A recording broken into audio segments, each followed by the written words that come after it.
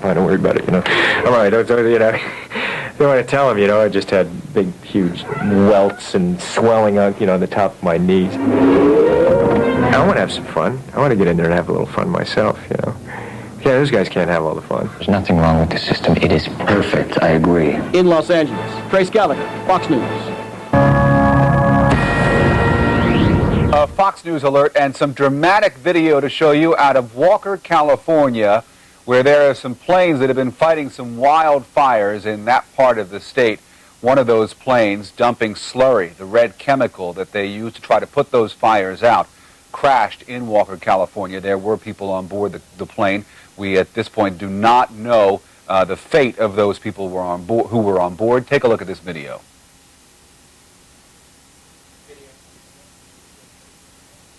Once again, this is videotape from Walker, California that we're going to get queued up and show it to you. This is videotape of a plane that crashed as it was trying to fight a fire in Walker, California.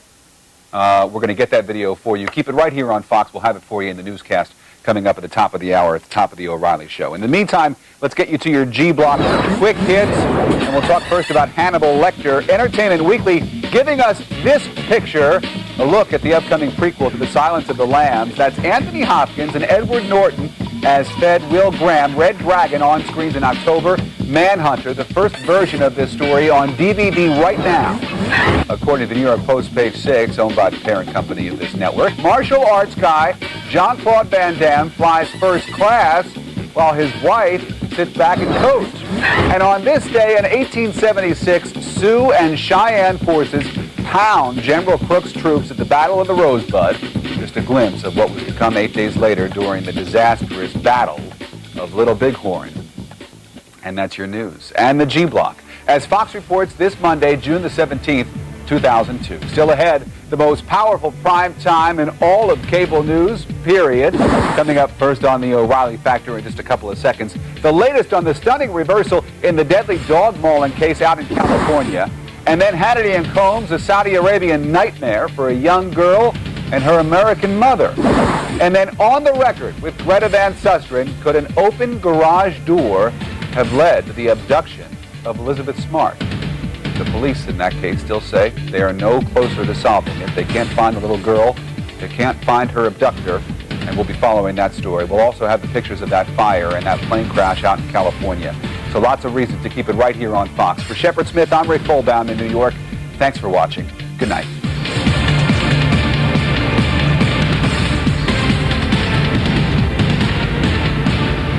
The Fox Report with Shepard Smith. A presentation of Fox News Channel, the network America trusts, period. The O'Reilly Factor is on tonight. A shocking reversal in a dog mauling case. A California judge throws out the jury verdict of second-degree murder and orders a new trial. We'll hear from both sides. Lawyers all over the country are reacting to my contention that it may be un-American to defend admitted terrorists. We'll continue to debate. And if you are a terrorist living in Saudi Arabia, there's little problem coming to the USA. Caution, you're about to enter a no-spin zone. Factor begins in 90 seconds.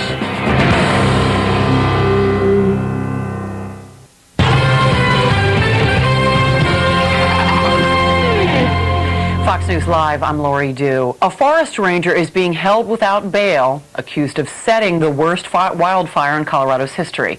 If convicted of all counts, Terry Barton could face up to 20 years in prison. Barton admits the fire started after she burned a letter from her estranged husband. She says it was an accident. Nearly 100,000 acres have been burned, 24 homes have been destroyed, and 54,000 people have been forced to evacuate. Day 12 in the search for Elizabeth Smart. The Salt Lake City 14-year-old was reported taken at gunpoint from her bedroom June 5th. Now her father, Ed, has admitted to leaving the garage door open the day before her abduction. The garage door was open during the day. I did close it that night, and I will just say that much. We don't know where the perpetrator went through or went out. Investigators are not commenting on how they believe the kidnapper entered the house. And in San Diego, the trial of David Westerfield is in its third week. He is accused in the kidnapped murder of 7-year-old Danielle Van Dam. The jury heard testimony today from a man who said he heard a voice from inside Westerfield's motorhome when he pulled it out of a sandy area in February. More news coming up for you at the bottom of the hour. Stay tuned now for the O'Reilly Factor with Bill right now.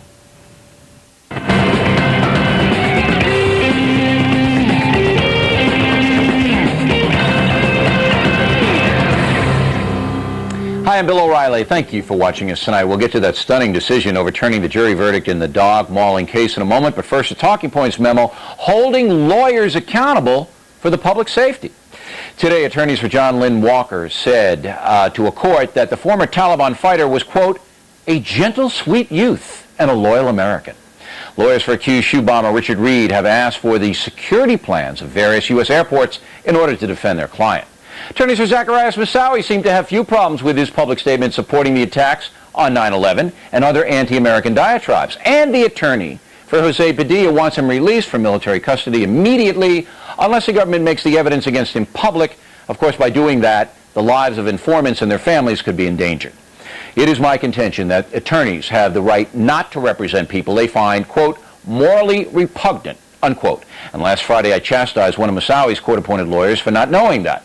Early today, Counselor Edward McMahon replied, emailing us, Sir, there is no such statute and you cannot provide citation. So admit that you are wrong and your viewers have been misled.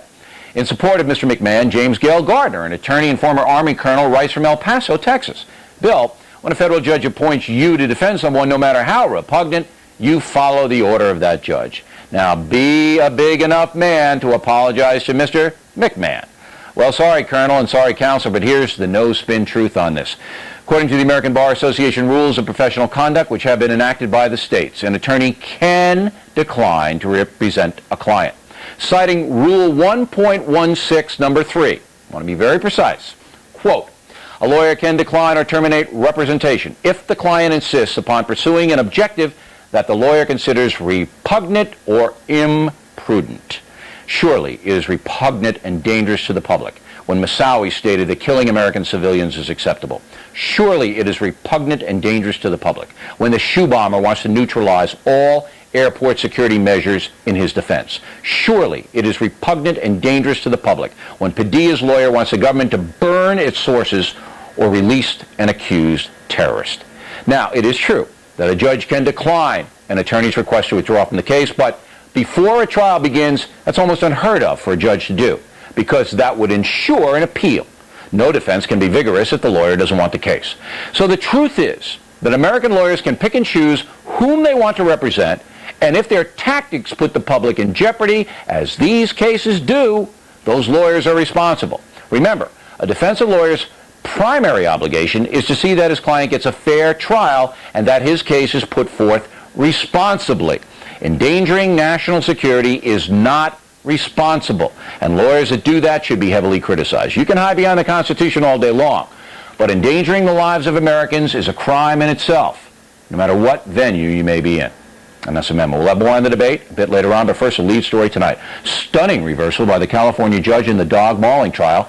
On March 21st, Marjorie Knoller was convicted of second-degree murder by a jury that deliberated for 3 days. She was also convicted of involuntary manslaughter, as was her husband, Robert Noel. The case centered on 2 dogs the couple owned. One of those dogs brutally killed 33-year-old Diane Whipple in the hallway of her apartment building. Now, we all thought the judge, James Warren, would sentence Ms. Knoller to 15 years in prison today. But instead, he overturned the jury verdict and ordered a new trial on the murder charges. With us now to explain all this is Fox News senior analyst, Judge Andrew Napolitano. All right, you surprised? I was shocked, Bill, because this very same judge who today invalidated the jury verdict 4 months ago at the end of the government's case, when faced with a motion to dismiss the charges, said there is enough evidence here to sustain a charge of second-degree murder. I don't know which way the jury's going to go, but I'm going to let them hear it. Now, that's just not an unsolicited opinion. That's the law of the case, and he can't change it. But he did. He did, without giving us reasons why. Except, no, he gave us a reason, except to say, okay, he did. He didn't say why he ruled the way he did the first time. That's what I meant to say. But he said there is insufficient proof of intent. Now, right. There is now, an let me element. explain that to the audience. The judge said that when this Knoller took the dogs out of her house, she did not intend the dogs to hurt anybody. Right. But you can convict on second-degree murder without that kind of intent, can you not? Of course, you can infer intent from her knowledge of the vicious propensity of the dogs, the probability that somebody was in the hallway, and the doing nothing or insufficient behavior to restrain the dogs. All right, now, a little bit about this Judge Warren. He is the grandson of the former Chief Justice, the late James Earl Warren. I didn't know that. All right, he's a grandson. And he's generally considered to be a conservative judge, however, an activist judge. It was Judge Warren who in 1995 allowed, for the first time in the USA, victims of a gun crime to sue the gun manufacturers. He was the first judge that allowed that in U.S. history. Very progressive move. I knew of the case, but I didn't know that this was the same judge. It looks to me that this is an activist decision, not based on the letter of the law. It's activist. It's not based on the letter of the law. It's not based on procedures.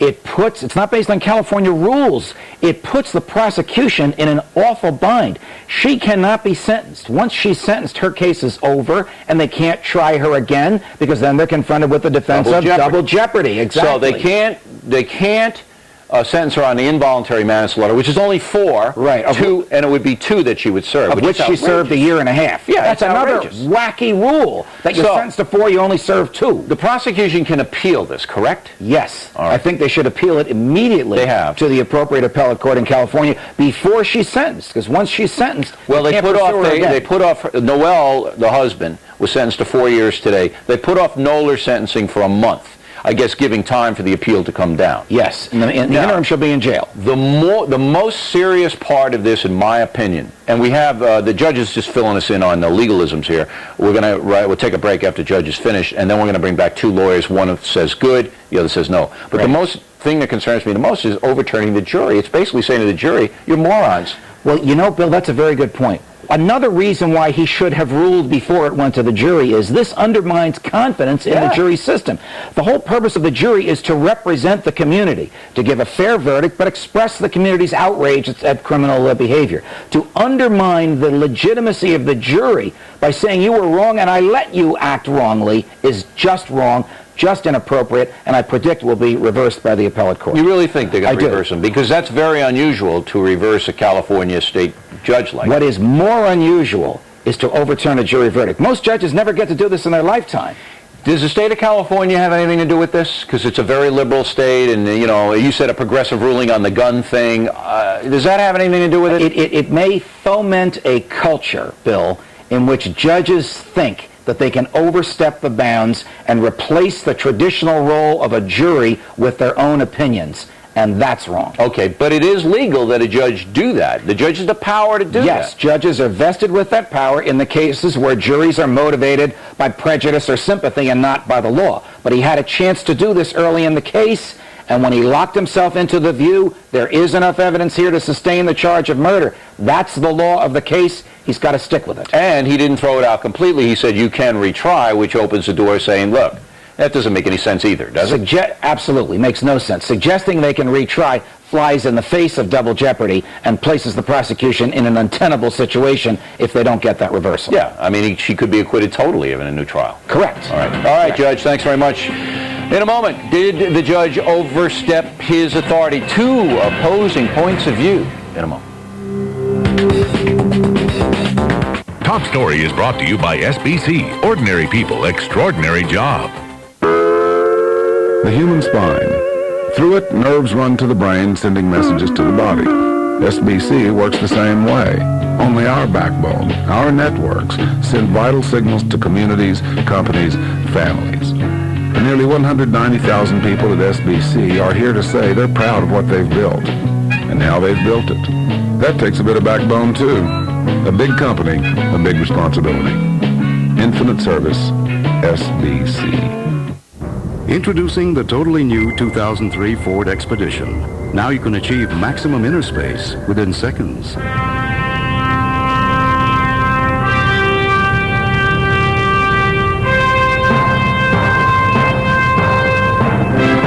With exclusive powerful third-row seats that fold flat at the touch of a button. The totally new 2003 Ford Expedition. It has no equal. It has no boundaries.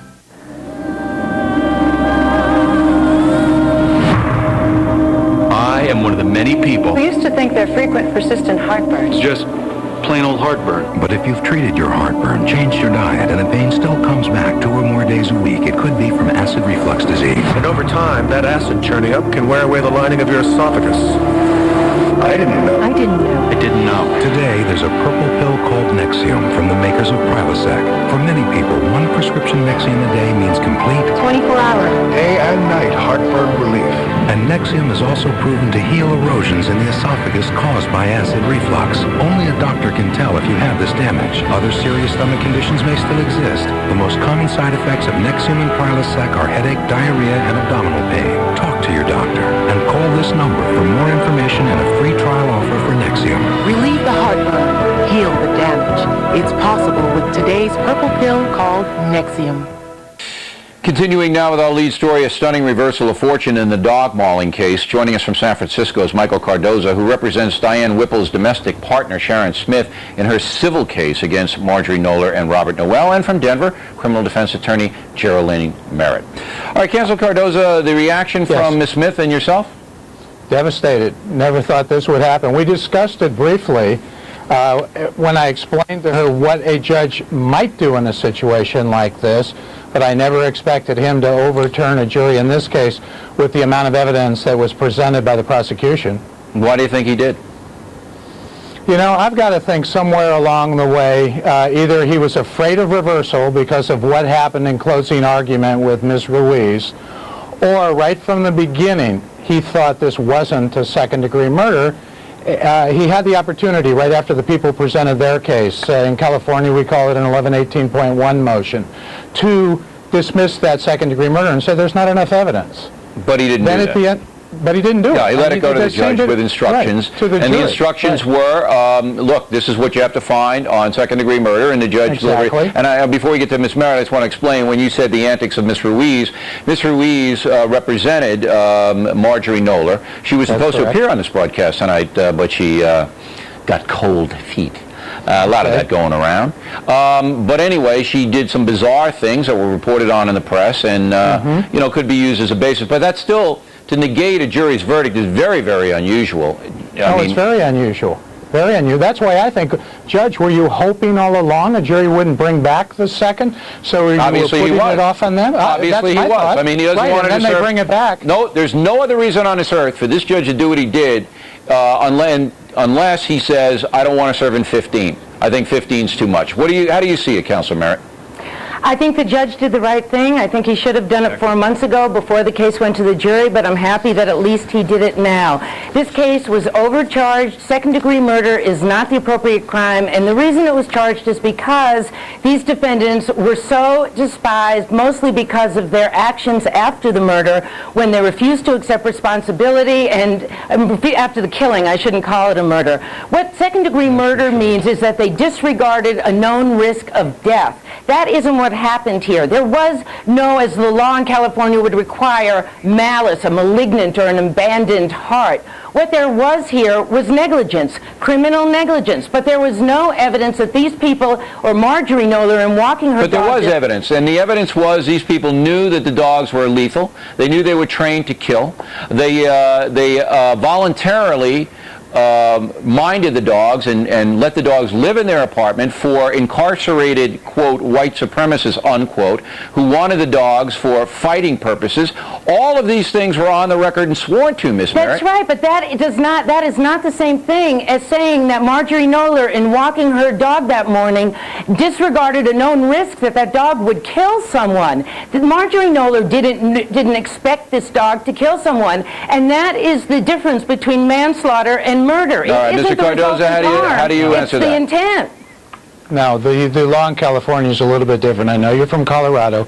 I don't know how many cases I'm reading the California law. All right, let Mr. Cardoza reply. There's a likelihood that death or great bodily injury would happen from the act, certainly. And even the judge today, what was so astounding to me was Judge Warren says today, they knew they had time bombs on their hands. They knew that. Well, if they knew that, then they're guilty of second-degree murder, and that's what it's about. Was there a great likelihood that death or great bodily injury could happen with these dogs? Look at the instances before, the witnesses that the people put on. At Timo, the little boy that he almost bit in the face, the pregnant woman, that's certainly enough evidence to say, hey, people, pay attention. These dogs could cause great bodily injury, or they could kill somebody. All right. Therefore, second-degree murder. Mr. Merritt, I'm going to let you have the last word, but I'm going to pose a question to you. If somebody comes out right now in Denver, Colorado, and walks down Colorado Avenue with a loaded gun, okay? And the loaded gun he's holding, and he doesn't have any intent to hurt anybody, but accidentally he trips on the curb, the loaded gun fires, and goes into somebody's heart. He doesn't have a license for that gun. He doesn't have a right to carry the gun. You're going to say to me he can't be charged with second-degree murder? He can't. That would be manslaughter. It would be either voluntary, involuntary, or it might be criminally negligent homicide. And the judge was correct to set this ruling aside because what the judge was saying is that... Then why didn't he do it during the trial? Why didn't he do it during the trial? You know, my theory, and I don't really know, but my theory is that both sides briefed this issue before the sentencing. The defense, under the new lawyers, filed a motion for new trial. Maybe they came up with case law that the judge hadn't seen before or wasn't cognizant of, or maybe he looked at it in a different way. But I'm grateful that he had the courage to do that because it was the right decision. No, I disagree, but we'll let the audience decide, and we appreciate you both counselors. We'll continue on the story. Next, why is our government continuing to issue easy visas to the citizens of Saudi Arabia? You're going to be angry about this. We'll find out in just a few moments.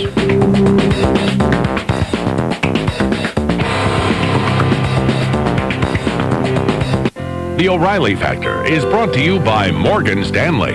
One passion, one mission, one principle, one client at a time. It was a client's dream and a nation's journey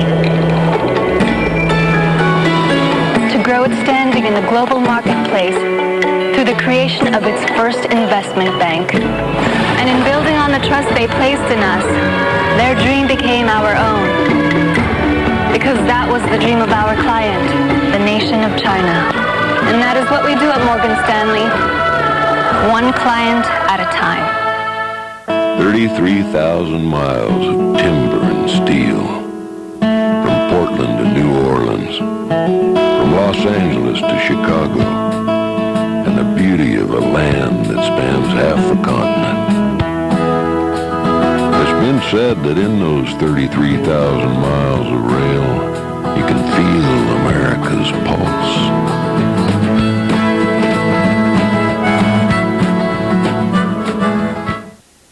I can't believe I used to pay up to 25 cents a minute for my long-distance calls, but I did with MCI. I also tried Sprint at 10 cents a minute and AT&T at 7 cents.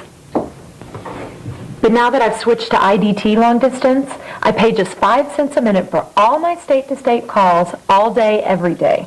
It's the best flat rate long distance plan available. I can talk to my mother in the Midwest or my best friend in Florida, and at 5 cents a minute, a 20-minute call is just $1. That saves me over $150 a year. And unlike those other companies, IDT gives me 6-second billing, so I never pay for time I don't use, and there are no hidden catches or annoying 1010 numbers to dial. So which would you rather pay, 7 cents, 10 cents, 25 cents with AT&T, Sprint, or MCI, or just 5 cents a minute with IDT? I chose IDT. It only took one easy call and my savings started immediately. I'll never switch again. IDT Long Distance. No one does it for less. Across the country, people everywhere are tuning into a revolutionary new kind of radio that delivers more choice, better sound, and coast-to-coast coverage. Introducing XM Satellite Radio. Part rocket science, part rock and roll, XM brings 100 channels of music, news, sports, and entertainment to your car or home for just $9.99 a month. It's easy to get XM, and you don't even have to replace your radio. XM adapters start at $200 without antenna, and DirecTV customers can save $50 by calling our toll-free number. You can learn more about XM by turning to channel 340. XM will do for your car what DirecTV did for your home, putting 71 channels of music, 12 channels of news, 5 channels of sports, and 12 channels of talk and information at your fingertips. So join the radio revolution. Call our toll-free number now or turn to channel 340 to learn more about XM. In the Impact segment tonight, did you know that 3 of the 9/11 killers entered the United States on valid visas obtained through a Saudi travel agent? And did you know that nothing has changed over there, that just about any Saudi citizen can come to America at any time? Joining us now from Washington is Joel Mowbray, a reporter for the National Review magazine, which broke the story.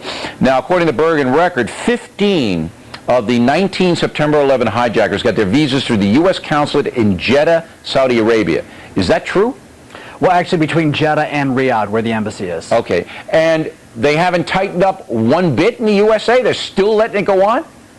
The problem is that the bureaucrats who run the show at the State Department, they go native, they go local. They take up the interests of the country that they think they represent. And consular affairs is filled with career appointments. There are no political people. I know people say, well, a bureaucrat's a bureaucrat, but political people at least respond to political pressure. The career people say, try and fire me.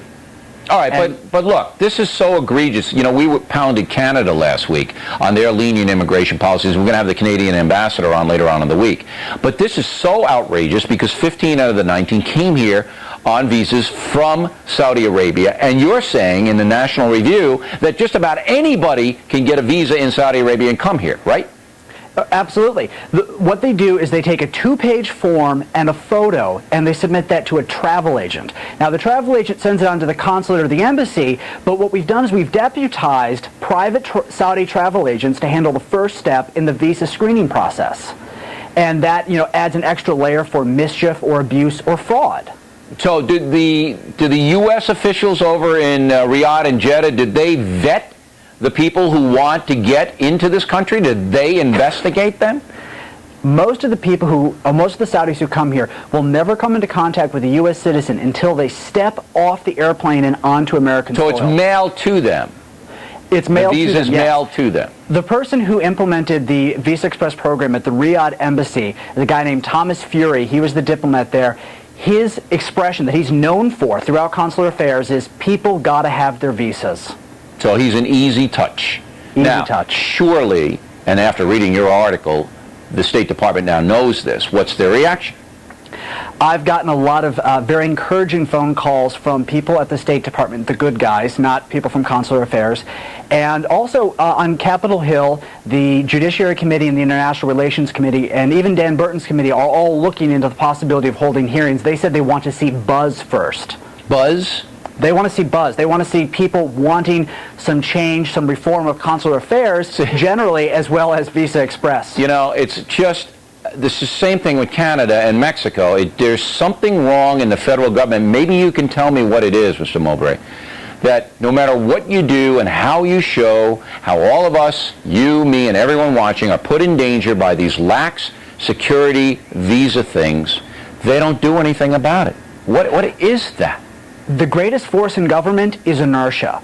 And the one statement that stuck out to me, there was a consular affairs official who was kind of my deep throat at Consular Affairs that helped me write this story and get me the information that had not been reported anywhere, is that he said that things have not changed since 9/11, that the people at Consular Affairs, including in the field offices, in the consulates, they are acting as if the Twin Towers were still standing.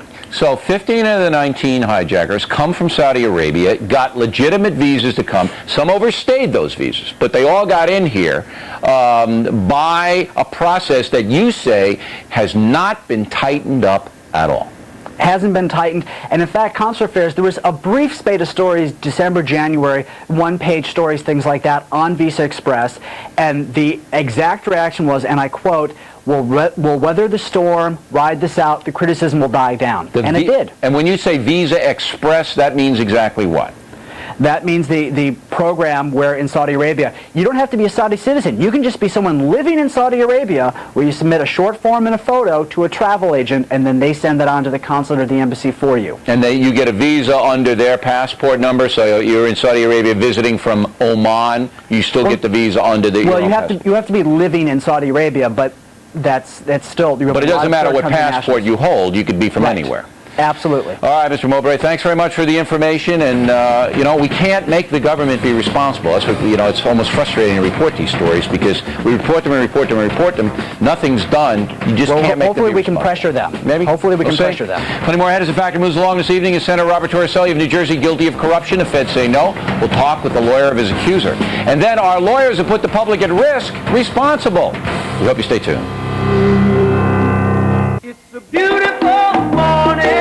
I don't want to go jogging. I don't want to play hockey. All I want are nights with less pain, mornings with less stiffness, so Bo and I can go out early and catch up with all our friends. Ask your doctor about ways to help relieve the pain of osteoarthritis.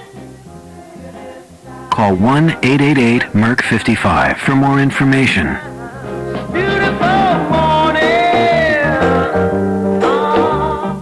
My darling Jeffrey, I miss you so much. I can't stand the thought of another lonely night. When will I see your beautiful brown eyes again? I love you with every fiber of my being. Your dearest love, Annabelle.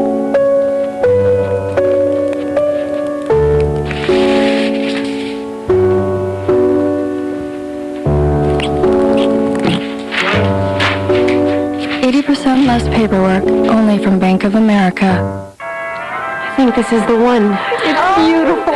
So, you're going to wear white after all.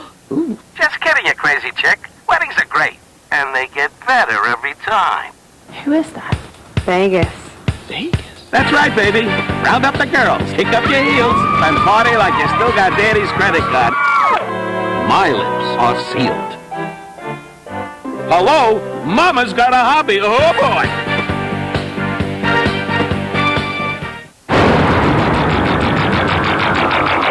The smooth ride of a luxury car. The seating capacity of a minivan. Capabilities of an SUV. All in one totally innovative package. Introducing the all-new 2002 Buick Rendezvous. What? You're expecting Igor? Buick Rendezvous. It's all good. We are Fox News Channel. We are experienced, dedicated, Independent. innovative, direct, fearless, We are. I don't know, we are. That's it? Is this a quiz? provocative. Whoa. Trusted. Real. We are Fox News Channel. We are your world. We are the big story. We are a special report. We are the Fox Report. The O'Reilly Factor. We are fair and balanced debate. We are on the record. News with a pulse, we say. It's the Fox way. The Unresolved Problem segment tonight, David Chang versus Senator Robert Torricelli of New Jersey. Chang has been sentenced to 18 months in prison for making $54,000 in illegal donations to the senator, whom he says accepted all kinds of gifts from him in return for lobbying the South Korean government on Chang's behalf. Federal government investigated and declined to prosecute Torricelli. Feds called the probe, quote, exhaustive and thorough. But David Chang's lawyer doesn't see it that way. Bradley Simon joins us now. So your client is in federal prison. The federal judge in the case, your client pled guilty, called him deceitful, dishonest, deceptive, and obviously the U.S. attorney didn't believe a word he said. Not so. No? No. As evidenced by the government's motion for a downward departure of his sentence and reduction of his sentence. Nobody gets that if they provide false information, especially the against the senator. He could have gotten a lot more time. The government recommended less time. Well, no, my point is the government moved for a sentencing reduction. You only get that pursuant to a cooperation No, I agreement. understand that. If So you the provide government truthful moved information. itself for a sentence reduction on Chang's behalf. Right. All right. Now, look, most people don't know what this is all about. I mean, Chang wanted to get a big insurance contract. And Torricelli was running interference for him. That's what you say? Is that what this was all about? Well, he was trying to buy a South Korean insurance company, KLI it was called.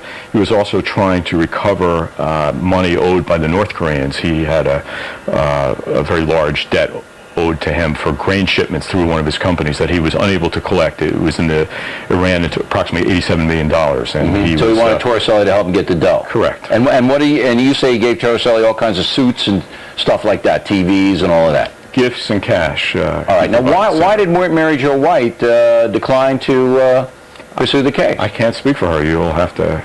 Oh, you must have some opinion on it. They didn't consult with me. I obviously believed in the case, and Senator and David Chang's information was truthful. How do you know that? How do you know? Because, as I said, the government doesn't stand behind... That's all you got, though? I have the fact that Michael Savage, the original prosecutor in the case, who flew up from Texas for Chang's sentencing, stood outside publicly on television and indicated that David Chang was truthful in all respects.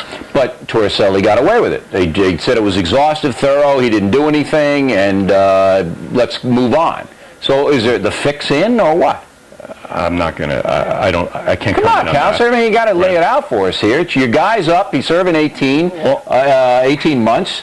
I mean, the judge is saying he's a dishonest creep. But nobody prosecutes. Torricelli's name gets dragged through the mud, and you're not providing any answers here. Well, all I know is what I can tell you is that David Chang's information was truthful, and you're convinced of that how? Besides the reduction in sentence. I can tell you that I attended probably 50 debriefings with David Chang, with the government, and I can tell you that much of the information provided by David Chang was corroborated. So we're not talking about... The government has lots of reasons why they don't prosecute cases, and I can't speak for them. I disagreed with the decision in this case, but that's a very different issue from saying that David Chang was not truthful. And we know he was truthful. That's what the judge said. I mean, I got the judge's quote here, describes Chang as deceptive and dishonest, and further questions his credibility by concluding that he was spinning, this is a quote from the judge, spinning a web of influence and deceit. Well, the judge was referring to conduct of which led to David Chang's pleading guilty. The government, subsequent to his pleading guilty, aware of these incidents that the judge was referring to, nonetheless signed him up as a cooperating witness. From the time that David Chang cooperated, his information was truthful and credible. He basically admitted to providing gifts and cash. So he admitted to trying to bribe Torricelli. He admitted that. He admitted that he expected favors in return, and in fact, Senator Torricelli did provide him with those favors. We knew Torricelli went to bat with him for the South Korean big shot, but at the same time that hard to prove bribery. At the same time that Chang was providing cash payments to him. Yeah, we don't know that. See, we don't know that. That's the key. We don't know if Torricelli actually got the bucks. He says he didn't, and Mary Jo White won't prosecute. So there you go. Well, as I said, you'll have to ask her reason for not prosecuting. It'll be a cold day in hell before Mary Jo White comes on this broadcast. She's got the rich pardon case too. She's out of there now, but you know. All right, Counsel, thanks very much. We appreciate it. My pleasure. When we come back, the most controversial story of the evening are lawyers who put the public in danger, morally responsible.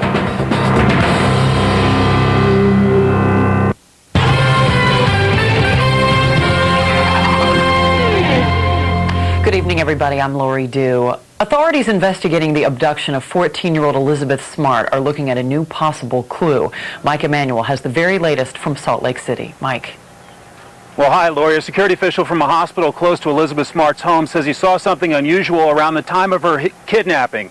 Elizabeth Smart's family lives just blocks from Shriners Hospital. The hospital has security cameras all around the building. Well, now a security official says he saw a silver or white four-door sedan in the hospital parking lot in the middle of the night. The video has been turned over to Salt Lake City detectives. 14-year-old Elizabeth Smart was taken from her parents' upscale home almost 2 weeks ago. Salt Lake City police say they're still reviewing the tape, although they say the quality is not very good. Hospital security says the man was acting suspiciously. The person that I saw had dark hair. He was wearing an off-white or cream-colored shirt or jacket. We're approximately within blocks of where the abduction occurred, and the time frame was 1:05. So do I think it has something to do with it? Possibly.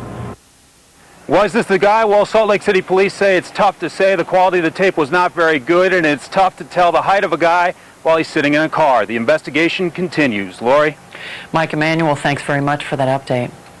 I'll have more news for you at the top of the hour in about 30 minutes. But stay tuned. The O'Reilly Factor continues after the break here on the Fox News Channel. They sent him to protect the peace. Our course will take us between Washington and New York. But the most dangerous mission We will not fail. is the one Report! We're gonna leave! you can't control. We could have an explosion.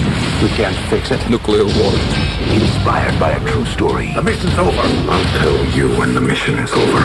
Harrison Ford, Liam Neeson, Captain, they fired a torpedo! Later, Mr. 3. K-19, rated PG-13, starts July 19th. They're the ones who say, you're always right. They say they're not happy until you are. Because small business is about a higher level of customer service. We created a higher level for them. Open, the Small Business Network. New tools, services and savings for a small business economy. From American Express. It's a beautiful morning. Ask your doctor about Vioxx, a prescription medicine from Merck, and find out if Vioxx is right for you. Vioxx. For the past 3 summers, one reality show has come along that has captured America's imagination. This summer, that show is American Idol. Find out what the sensation is all about. Continuing Tuesday on Fox.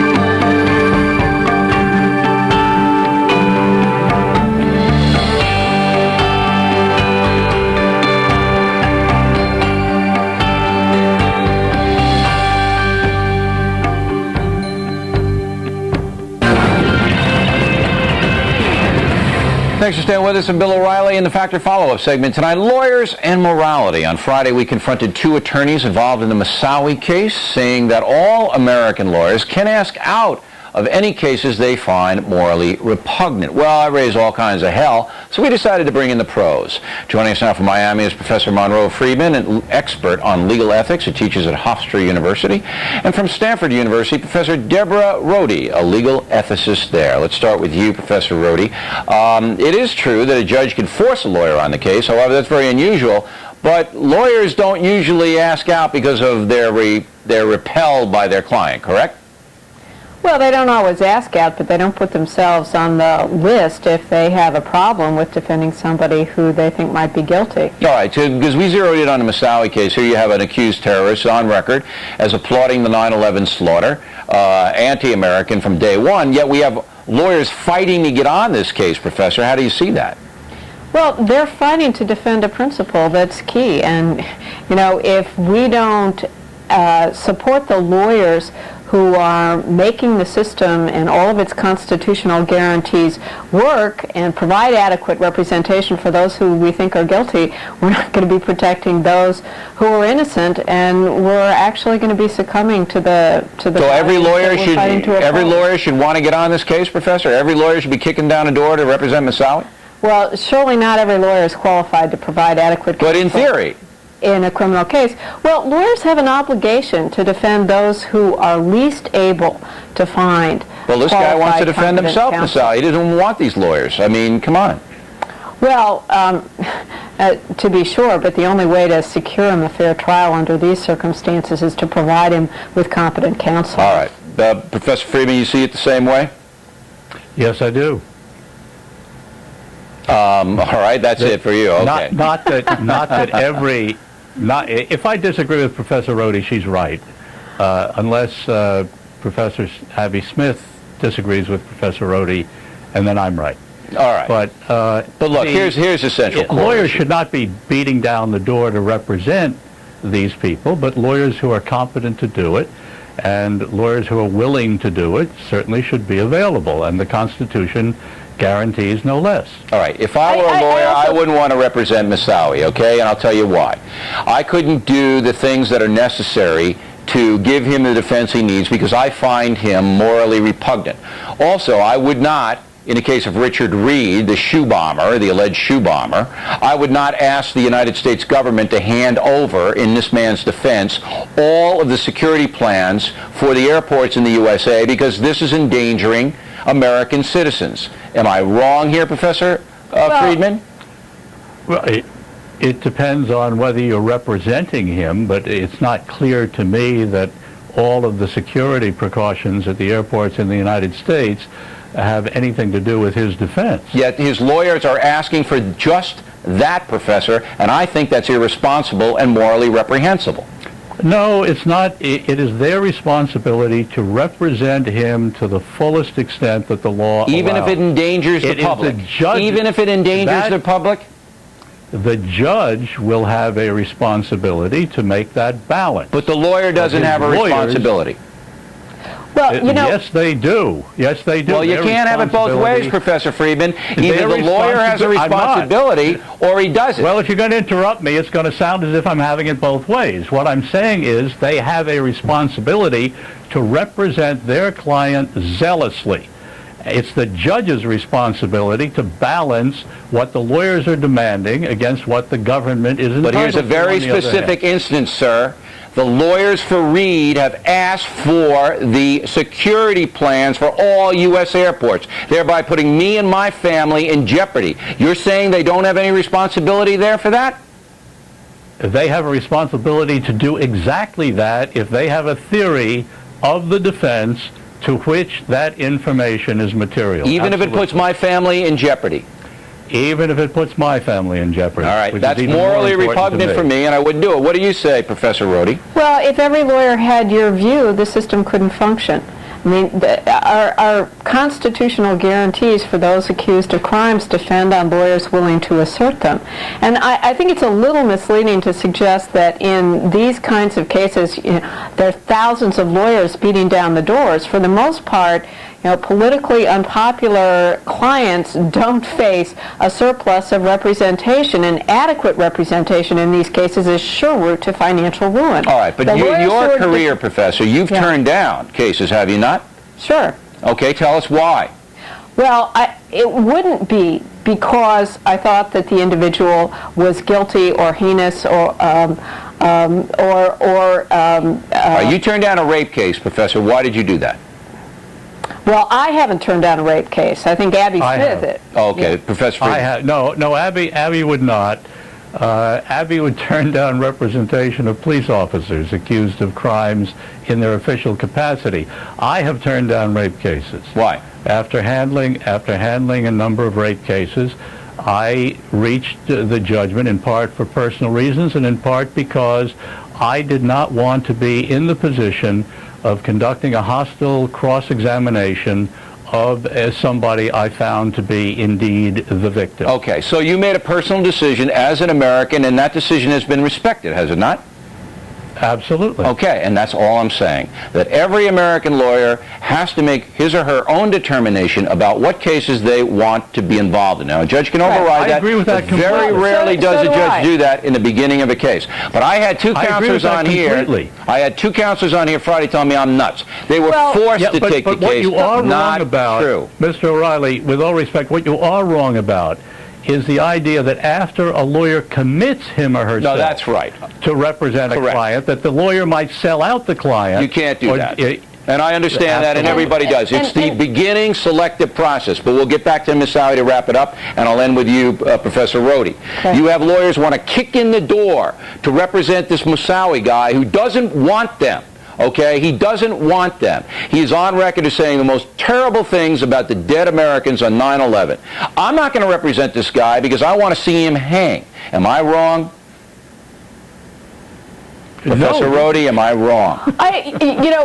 You are wrong, but not because lawyers shouldn't take moral responsibility for the cases they select. Of course they should, but they should make the moral judgment on the basis of principles. And one of the key principles in our criminal justice system is that those accused of a crime whose lives and liberty are at risk have the right to one individual without compromising loyalties to the state. That's fine, but if that individual puts my family in jeopardy, then I'm going to hold him or her accountable, because that's what they're doing with this terrorist stuff. Professors, we appreciate your point of view. Thanks very much. Thank you. Upcoming, 14-year-old Elizabeth Smart still missing in Utah, and the national media is still there.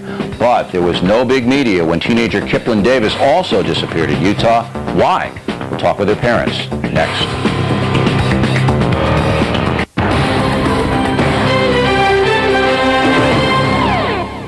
The O'Reilly Factor is brought to you by Merrill Lynch Wealth Management. These are the Coles, overseeing their extended family. This is their money, doing the same with their finances, because they trust a team of financial advisors at Merrill Lynch who help them with wealth transfer, capital preservation, everything they need to ensure each member of their family is financially secure, even those who haven't officially joined yet. Alzheimer's disease is a disease predominantly of older individuals. A couple years ago, the diagnosis was that she wouldn't be, remembering anything. Right now, pharmaceutical companies are developing over 20 new medicines for Alzheimer's. The breakthroughs just keep coming. There's an explosion of knowledge around science today. She wants to be a millionaire. Who doesn't?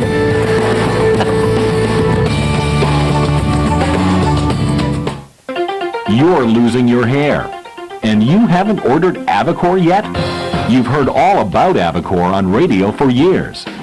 Now we've brought it to TV, so you can see our successful results with your own eyes. Medical studies and the FDA have reported the body chemical dihydrotestosterone, commonly known as DHT, as the leading cause of hair loss. Avicor stops DHT from attacking your hair follicles and starts regrowing hair in balding areas. Avicor's DHT blocker is all natural, safe, and effective. In 6 years of clinical use by tens of thousands of men and women, Avicor regrew hair on virtually everyone. We guarantee it. Join the thousands of satisfied men and women who have reversed their hair loss with Avicor. Call 800-203-2348. That's 800-203-2348. Now you can use Avicor risk-free for 3 full months. Call 800-203-2348. The Star Super PAC means movies. #1 in new hit movies. The best movie value on DirecTV. Over 600 movies each month on 12 different movie channels. All for just $12 or less a month. Nobody gives you the choice. Nobody gives you the value. No other movie package gives you more new hit movies than the Star Super PAC. Call 1-800-DIRECTV. Get the best movie value on DirecTV with the Star Super PAC. Want the most entertainment choices at a great value? At DirecTV, we make it easy. The Total Choice Premier Package has over 185 channels of the best we have to offer, including all of our premium services, HBO, Stars, Showtime, Cinemax, and Sports Pack. Total Choice Premier delivers more choices for everyone in the family, giving you maximum choice at a great value. Total Choice Premier. Order now. Back in the book segment tonight, not much new in the kidnapping case of Elizabeth Smart in Salt Lake City, and there's also not much new in the case of 15-year-old Kiplin Davis, who disappeared 7 years ago from a high school 60 miles outside of Salt Lake. Joining us now from that city is Tamara and Richard Davis, Kiplin's parents. Ms. Davis, it's been very painful for you to watch this Elizabeth Smart coverage since your daughter really didn't get that much attention. Do you have any idea why she didn't get the media attention? Well, I think in part in the Elizabeth Smart case, there was a witness to the abduction. And in Kiplin's case, she just failed to come home from school. Nobody witnessed an abduction. But I think the police department looked at the age of our daughter, which was 15, and naturally assumed that she had run away. Now, did you hire private investigators or anything, Mr. Davis, to find out, what had happened? Did you do a thorough investigation? No, we didn't do anything like that. We wasn't, we didn't know what to do. The day after she disappeared, we put out our own flyers. We went looking for her ourselves. We looked for her for over four or 5 days, with basically no help except for one police officer that finally started helping us. All right, did you file with the police immediately after Kiplin didn't come home? Did you call them immediately? I called them that night and talked to them, and they told us not to worry about it. And then the next day, I went back down to the high school because she was taking driver's training. And after I found out she still wasn't in school, I went back down to the police department and asked them to please help me then. All right, this is a small town, right? Spanish Fork, Utah. How many policemen do you have down there? Oh, I'd say there's about 7 or 8. But they didn't really mobilize in a way that that you felt was effective, huh? No, they weren't trained to do that at the time. They treated, like I said, they treated her like a runaway instead of like an abduction. Did she have any past history of running away or anything like that? No, in fact, she was looking forward to a lot of things in her life. She was in a dance review. She was going to help in her sister's wedding. She was taking driver's training. She was excited. She was an excited girl, and she didn't have any history at all. All right, so that doesn't make sense at all. Did you, after you found, 2 or 3 days passed, and you knew that there was something terribly wrong, not just a runaway, Mrs. Davis, did you call the media? Did you try to get them engaged in this? No, because this isn't something we'd ever hadn't been prepared for. We didn't think this would ever happen to us, and we didn't know what our part was. We just assumed that the police department was taking care of everything that needed to be taken care of. We handed out flyers and called radio stations and had them announce that she was missing, and that's basically all the media that... You didn't call Salt Lake City TV stations or anything like that? Well, I think they did air her picture once over one of the stations. Okay, because it is an important story. When if a girl is missing from a suburban high school, I mean, that is a big story locally. Now, did the FBI help out here, Mr. Davis? Did they come in and interview? Because kidnapping is a federal offense, as you know. The next day, the FBI did come and ask them if they could help in the case, and the police turned them down, thinking that it was just a runaway. And so the FBI really didn't get involved for a couple of months later. A couple of months? That's almost 3 months. Really? Almost 3 months. And that was that's terrible. We'd put a lot of pressure on our police department to call in some extra help and get some help. Yeah. Now, you don't have a family attorney or anybody that. You basically are country people who really didn't understand how to mobilize, right? We didn't know at all what to do. In fact, by hearing through the grapevine, we finally found out about the National Center of Missing and Exploited Children, and we called them ourselves. See, that's the difference between you and the Smarts. They were media savvy and they had attorneys and all of that, and they kind of mobilized it, and you guys didn't know what to do. Now, have you heard anything about Kipling at all in 7 years? Anything? No, we've got some leads that we've been working on. We've got a really good detective in Spanish Fort Police Department now that's really helping us, and we've got some good leads, but because we don't have a body, we can't do anything about it. And so, and the people that we suspect of doing it have got lawyers, and so we can't even talk to them. And so that's where we sit. All right. Well, we put your daughter's picture up, and just in case, there was some kind of situation where she's still around. Everybody in the United States has seen it, and we appreciate you folks coming on and talking to us. We're very, very sorry for what happened. Okay. Thank you. Next, we'll wrap things up with the most ridiculous item of the day and something. And stay tuned. Hannity Combs coming up next tonight. Meet a girl who says her father kept her a virtual prisoner in Saudi Arabia, and her mother who spent close to $200,000 to bring her daughter home. And the search for Elizabeth Smart continues.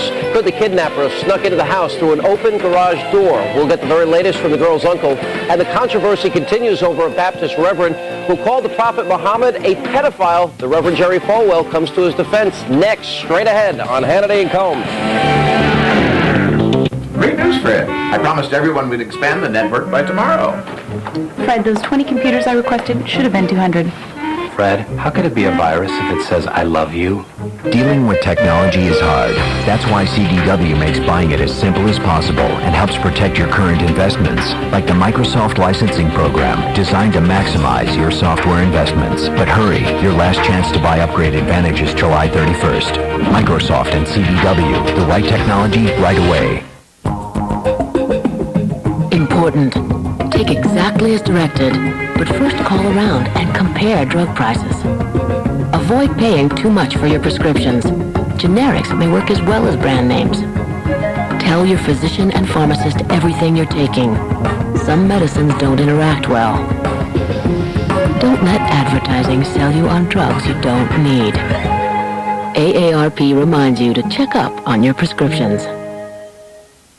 Introducing the totally new 2003 Ford Expedition. Now you can achieve maximum inner space within seconds.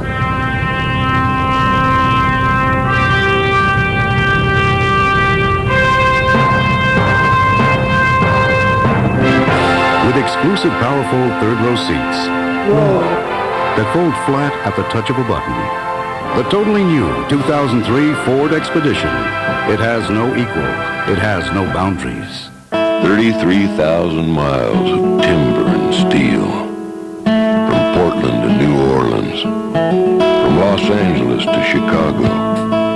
And the beauty of a land that spans half the continent.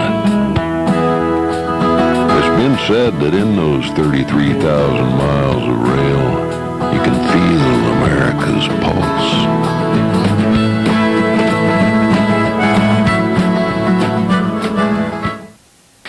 Time now for the most ridiculous item of the day. Pamela Anderson is becoming a magazine columnist. Wait, there's more. Ms. Anderson will pen a column for Jane magazine on subjects such as health, domestic abuse, and parenthood. Since Ms. Anderson has hepatitis C, was knocked around by ex-husband Tommy Lee, and is involved in a very nasty child custody battle, perhaps she will have something interesting to say. So it may be too early to say it's ridiculous. Finally, time to mail about the question of whether defense attorneys are putting all of us in jeopardy by questionable defense tactics while representing terrorists. Marilyn Sue Galper in Houston, Texas. Dear Idi Amin, I guess that's me.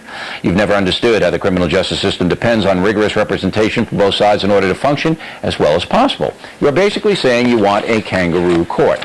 Tom Crisso in the Atlantic, Florida. Kudos, William, for putting the hammer to Moussaoi's defense attorneys. Mr. McMahon appeared confused when you told him he could refuse to represent a client.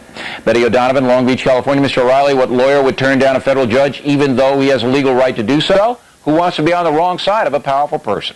Jason Whiteman, St. Petersburg, Florida. Mr. O'Reilly, your comments to the attorneys were ignorant and demeaning. Let's not stoop to terrorist levels and maintain the judicial system values that made us great. Mimi Ryan, Denver, Colorado. Bill, the attorneys are wrong when they say it's their job to cast doubt no matter what the technique. A lawyer's job is to see that their client gets a fair trial, period. About the case where a father of 13 is charged after his baby daughter died in a scalding hot car. Paulette Thibodeau Baker, Niantic, Connecticut.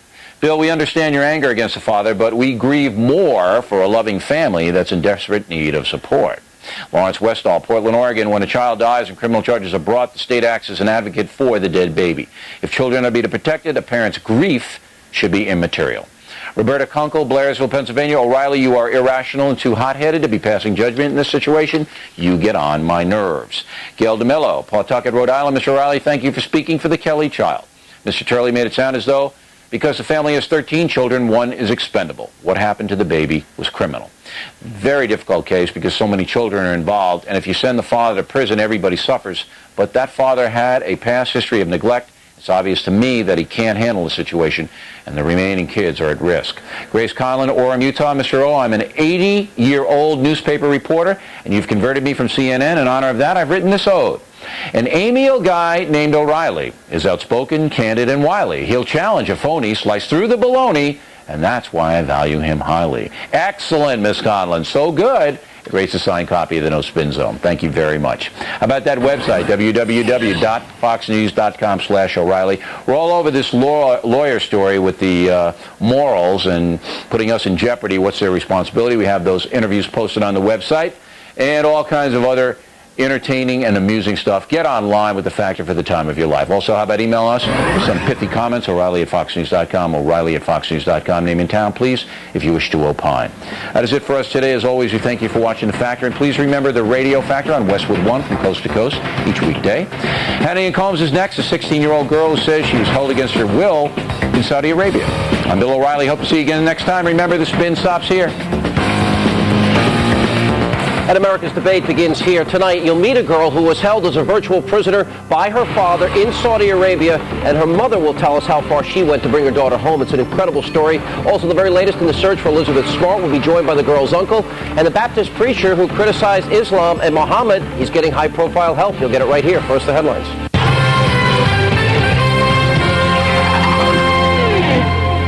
Hello, everybody. I'm Lori Dew. A Colorado forest ranger is being held without bail, accused of setting the worst wildfire in that state's history. If convicted of all counts, Terry Barton could face up to 20 years in prison. Barton admits the fire started after she burned a letter from her estranged husband, but she says it was an accident. Nearly 100,000 acres have been burned, 24 homes have been destroyed, and 54,000 people have been forced to evacuate. Meantime, very dramatic pictures out of California. This plane, operated by the Department of Forestry, crashed while fighting a wildfire in Walker, California. The National Transportation Safety Board says all 3 people on board the C-130 were killed.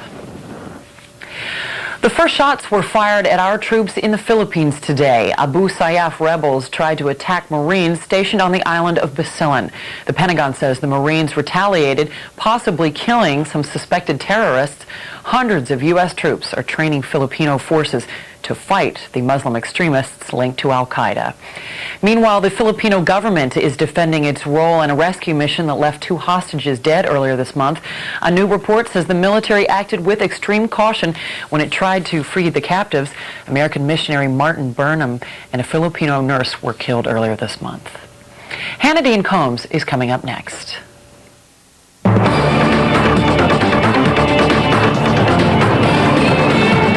Welcome to Hannity Combs. We're glad you're with us. I'm Sean Hannity, and coming up tonight, the very latest on the search for Elizabeth Smart. Do the police finally have a suspect in the case? There was some new information over the weekend. We'll tell you about it. Also, was the Prophet Muhammad a pedophile? A speech last week has reopened a centuries-old debate. The Reverend Jerry Falwell will weigh in. And is the Supreme Court finally following the lead of President Bush and making it easier for police to hunt down criminals? We'll tell you about an important ruling today that could affect your commute to work. And shocking new jailhouse tapes reveal what Andrea Yates was thinking when she drowned her 5 children. She says the devil made her do it. You'll hear her in her own words. We'll play you those tapes. And on the 30th anniversary of the Watergate break-in, what has America learned from the nation's greatest political scandal? But in all of my years of public... I've heard of it. I don't know. I forget. It was in that movie. He was a nice man. He really was, but... He was a crook. All right, and how many people served jail time in connection to Watergate? It's our question of the day, and we'll tell you coming up. But, oh, by the way, I got a question before we get our top story tonight. Do you think a 13-year-old boy who leaves a 6-year-old boy home alone could be found and arrested and be found? It's absolutely outrageous. The mother is the one who's guilty here. You know, it was the 6-year-old boy who was left to take care of the 13-year-old boy. Yeah, this is a case which is really bizarre. The younger child was left to take care of the older child who had some problems.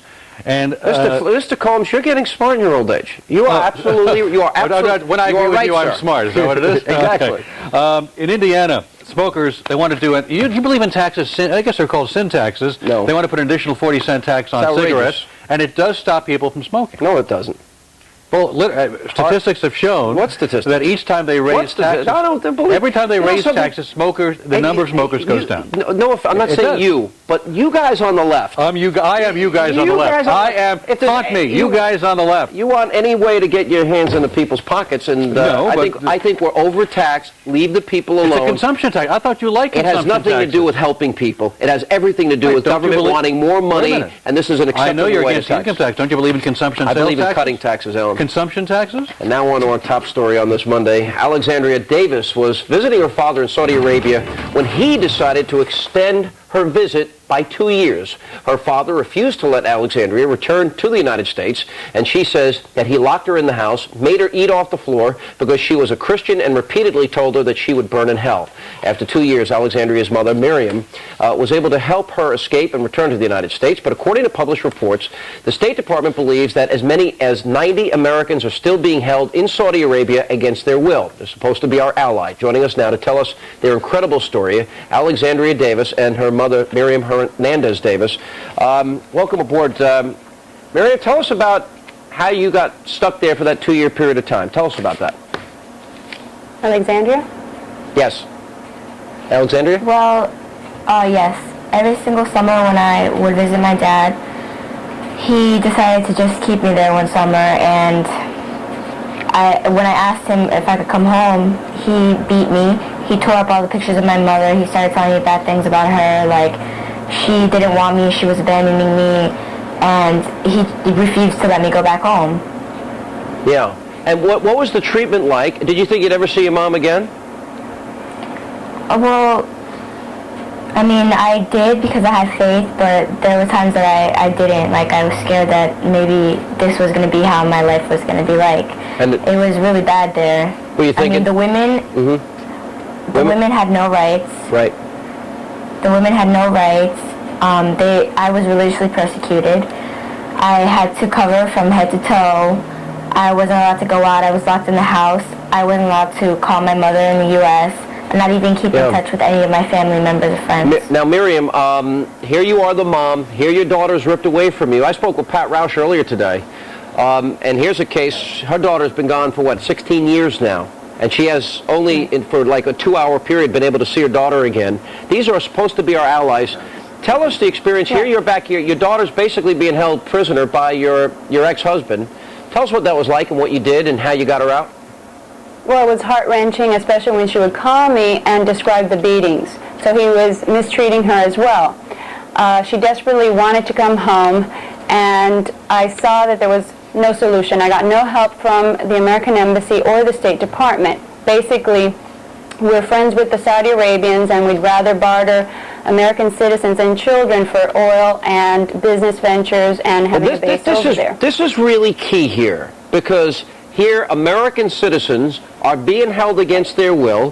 Here's the Saudi Arabian government. They say that they are our friends. They say they're supposed to be our ally. Legally, these people have been kidnapped, and they do nothing to help release people like your daughter or Pat Roush's daughter. Absolutely not. Not only are they financing terrorists, but they're harboring these criminals that should be sent back to the United States so that they could serve their sentence time. These men that kidnap children, our American children, are wanted in the U.S. for state and federal charges. Really outrageous. Miriam and Alexandria Challen, welcome to the program. Miriam, do you feel the United States government has done and does enough to women and children in situations like yours? Not at all. Because she was in Saudi Arabia, she was treated like a Saudi citizen even though she was an American citizen. And she was not protected under the Constitution. Now, Pat Roush, who Sean talked to earlier today, who testified before Congress, as I believe you did last week, said that it's because of George Bush's ties to the Saudi oil that he does not do enough for this. Do you agree with that statement? I'm sure it's because of all the political ties that we have with the Saudis. They want to appear to the world that they're very civilized, and they're not, because, again, they're harboring these criminals.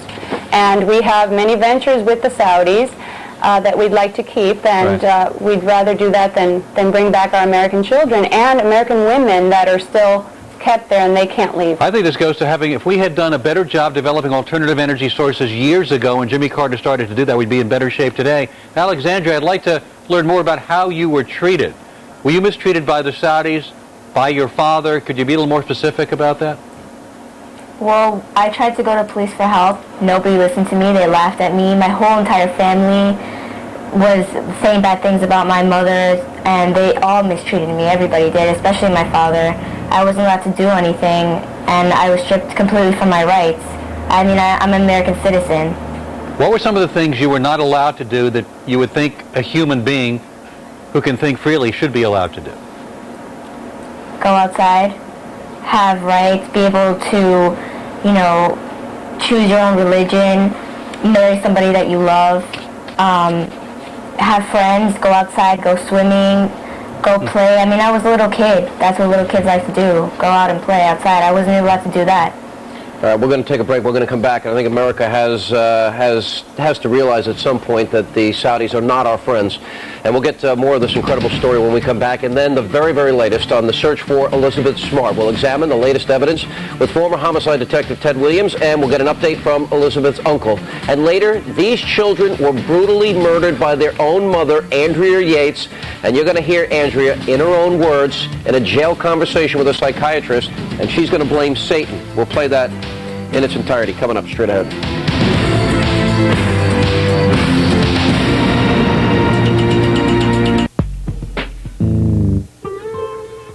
The question is, what is it?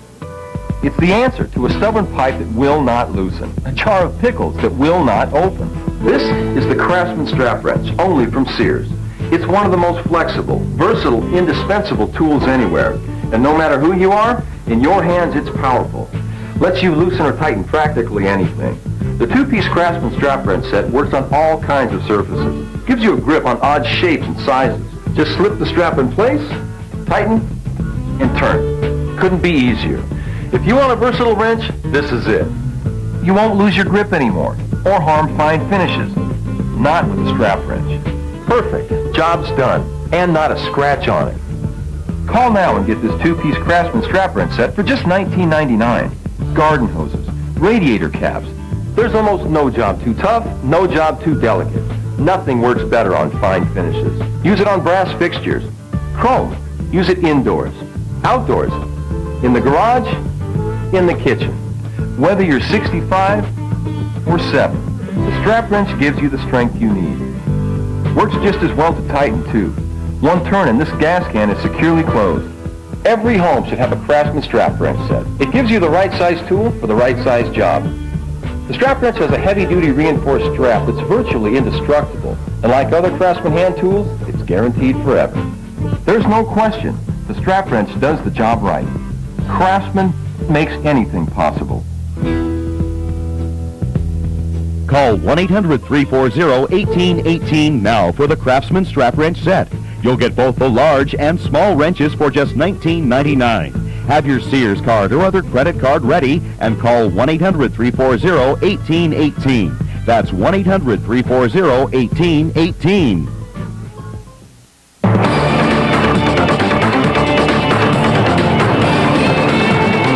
Welcome back to Hannity and Combs. I'm Alan Combs. Still to come tonight, the search for Elizabeth Smart continues. Where are police looking now? We'll bring you the latest. Right now, we'll continue with Miriam and Alexandria Davis.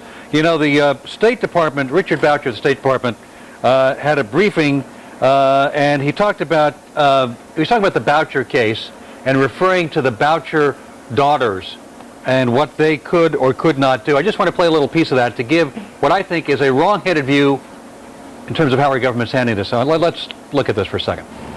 Aliyah and Aisha are now adults, and they're no longer subject to the original custody order.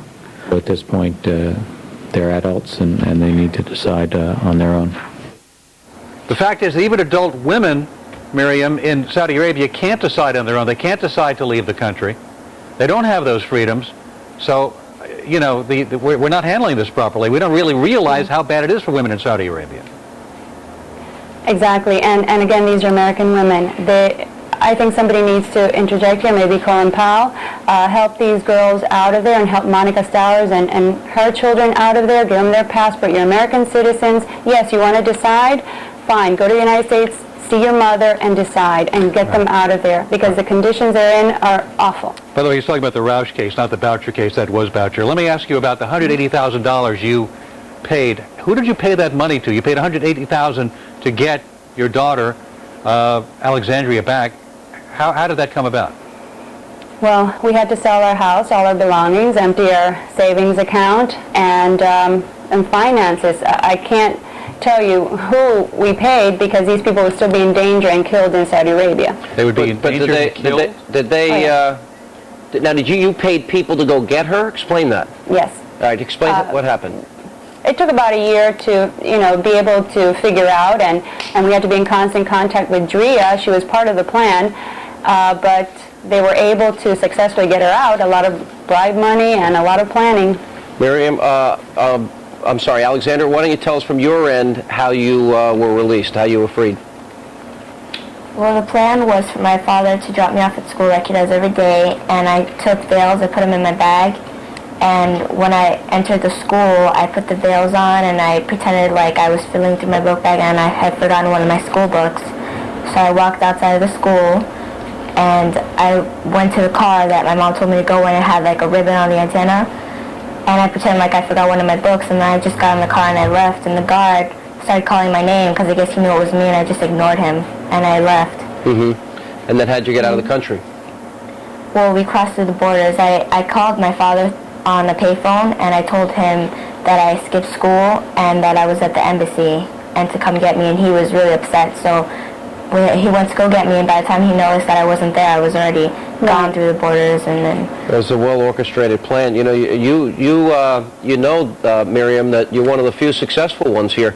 I got to tell you, I've about had it with the Saudi dictatorship. They claim to be our friends, but yet they foment terror and they pay the families of the homicide bombers, 15 of the 19 hijackers. They have close ties to these different terror networks out there. The Crown Prince and his regime, they're not our friends. They've been our enemies, and yet our government seems to embrace them. Is it oil, you think? Oil, a military base, business ventures, find out where some of these ambassadors and officials end up, that were in Saudi Arabia, end up in the United States. What are they doing and who's financing their work? And that'll give you an idea. Miriam, thank you. Alexander, really glad you're back you guys made it safely. home. Thank you very much for being on our program Thank tonight. you. Coming up, are the police any closer to finding out what happened to Elizabeth Smart? We'll get an update from her uncle. Later, you'll hear Andrea Yates' own story of how she drowned her 5 children. An incredible tape we'll play for you. All that ahead when Hannity and Combs continues.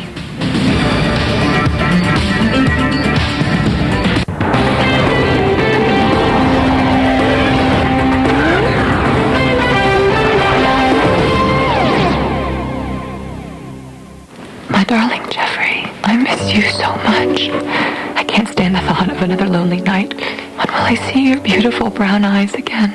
I love you with every fiber of my being. Your dearest love, Annabelle.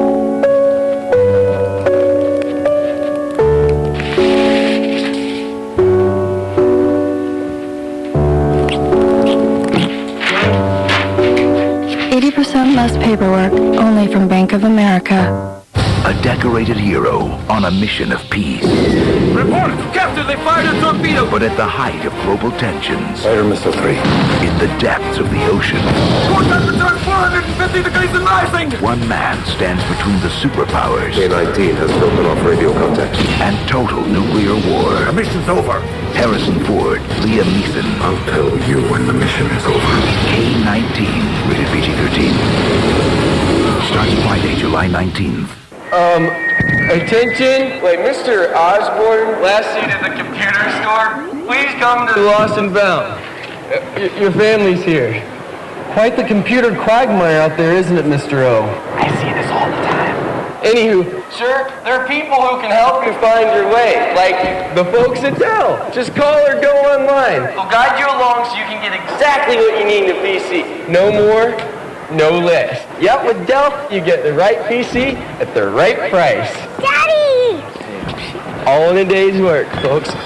Right now, you can get a Dimension desktop for just $7.99, featuring an Intel Pentium 4 processor that delivers awesome performance for today's digital media, music, photos, gaming, and beyond. And for a limited time, you'll get a $100 mail-in rebate or a free memory upgrade. There's great deals on notebooks, too. Dude, you're getting it. Dell. Easy to buy, easy to own, easy as Dell. Dell PCs use Intel Pentium 4 processors. Attention. Wait, Mr. Osborne, last seat at the computer store. Please come to Lost and Found. Your family's here. Quite the computer quagmire out there, isn't it, Mr. O? I see this all the time. Anywho, sir, there are people who can help you find your way, like the folks at Dell. Just call or go online. They'll guide you along so you can get exactly what you need in a PC. No more, no less. Yep, with Dell, you get the right PC at the right price. Daddy! All in a day's work, folks. Right now, you can get a Dimension desktop for just $7.99, featuring an Intel Pentium 4 processor that delivers awesome performance for today's digital media, music, photos, gaming, and beyond. And for a limited time, you'll get a $100 mail-in rebate or a free memory upgrade. There's great deals on notebooks, too. Dude, you're getting it. Dell. Easy to buy, easy to own, easy as Dell. Dell PCs use Intel Pentium 4 processors.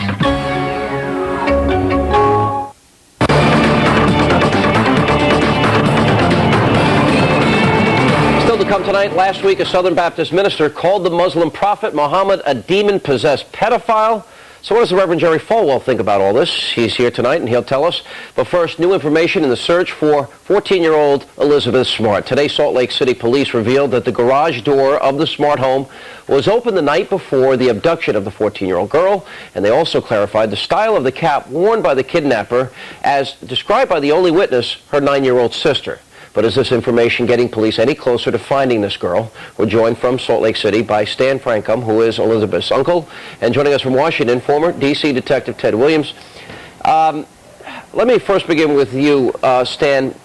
I don't know what to think of this case anymore, and it's very upsetting. We're going into now almost 2 weeks that this girl has been missing here. I really believe the parents are loving, innocent, had nothing to do with all this. I believe they're telling the truth and trustworthy, in spite some people raise some speculation here.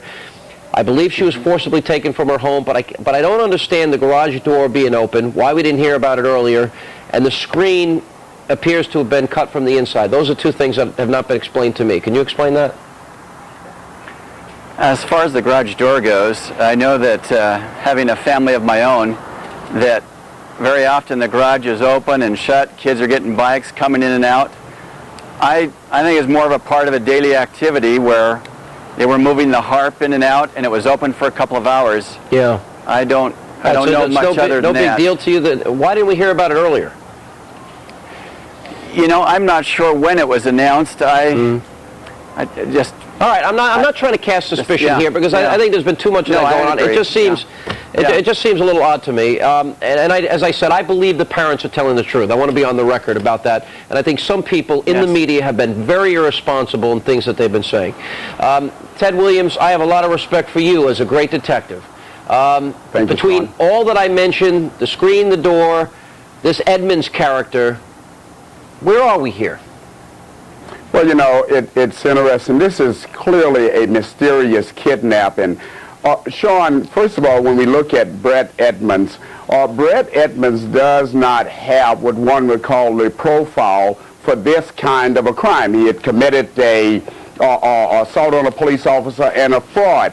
Now, there's about 2 or 3 different theories that the Salt Lake City Police Department would have to be going on. One, they have to look at Elizabeth Smart herself to determine her psyche, to determine if she may very well have known the kidnapper. That's number one. Number two, they have to look at relatives, and we need to thank these relatives because these relatives have come forward and certainly they've volunteered information. But they have to look at relatives. They have to look at people in the neighborhood and the associate of individuals in the neighborhood. They're doing all of these things. But one of the things, Sean, that you just brought up that is unclear to me, why are we just learning today about a certain kind of a hat that the kidnapper wore? It seems to me that information would have been put out long time ago because it would have helped the public. Ted, thank you. It's Alan, good to have you with us. Stan, welcome once again to Hannity and Combs. Thank you. What do we know about this house's alarm system? Is it well wired? Does it have one? Do they put it on every night?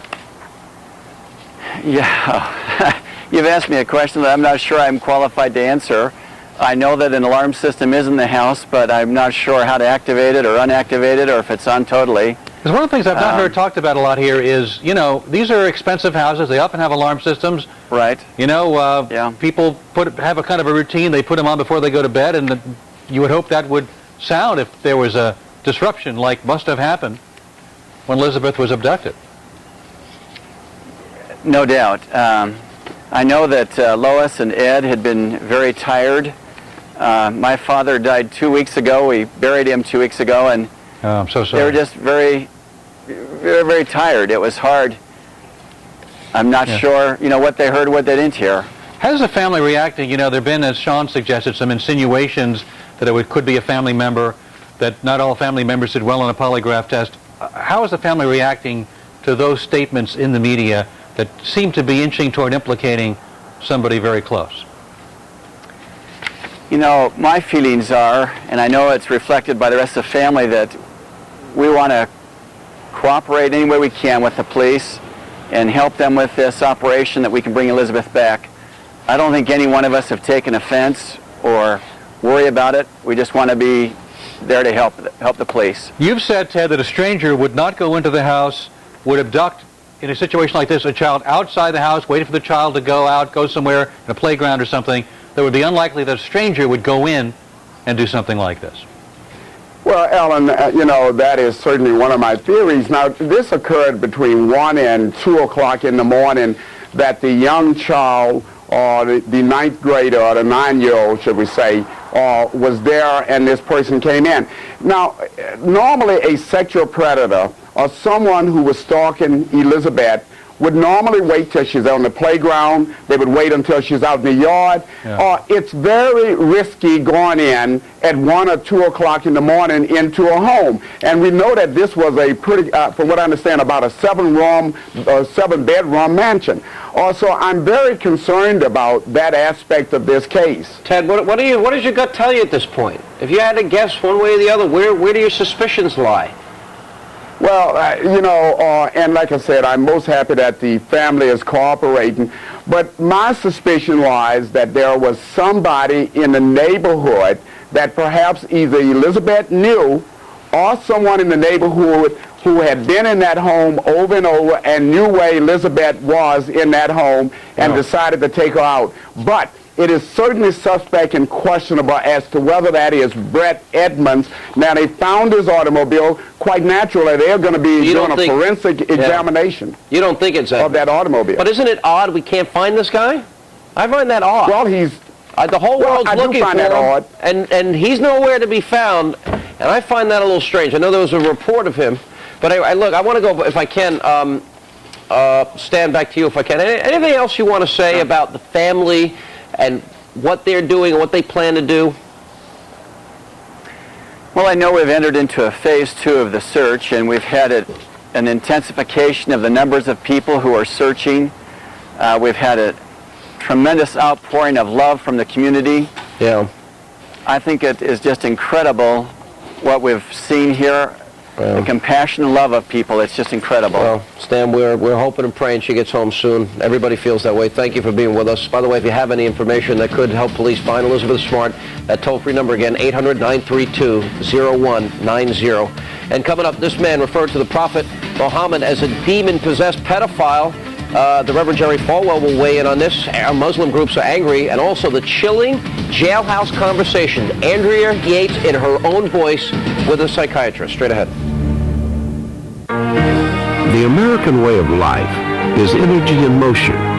Energy powers our lives and fuels the technologies that make America go. Williams is proud to help deliver that energy through more miles of pipeline than the interstate highway system, including 1/5 of the nation's natural gas. At Williams, our way of life is leading energy solutions.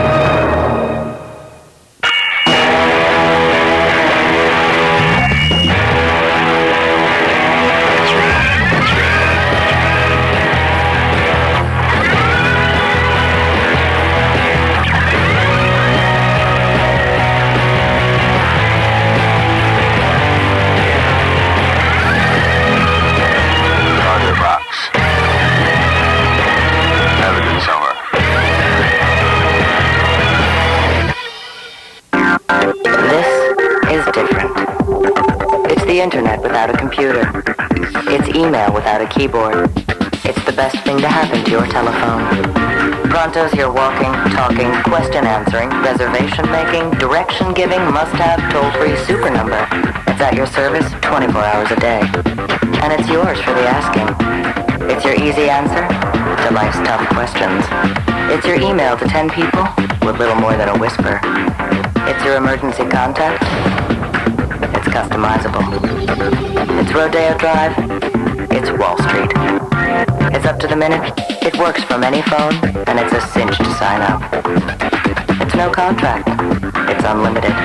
It's more than just answers. It's a solution, and it's waiting for your call. Pronto. Change everything you know. Try Pronto today risk-free for 30 days. Call 1-866-PRONTO-1 to sign up now. Fox News Channel. We're right on target. We're sharp. We're there. Viewers tune to us for the truth. And that's what they get. An interesting, compelling, fast-moving glimpse at the world around us. Information that's true and accurate, and information that's fair and balanced as well. How will the story affect you, your life? That's what's real. A perspective on the day's events that maybe you haven't thought of before. Fair and balanced is not a slogan. It is what we do every day.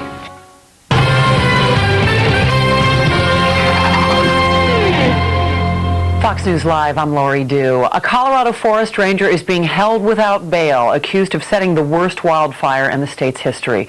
Meanwhile, people affected by this disaster are starting to react to the news. Fox's Carol McKinley has more from Denver. Wildfire evacuees in Colorado couldn't believe the news.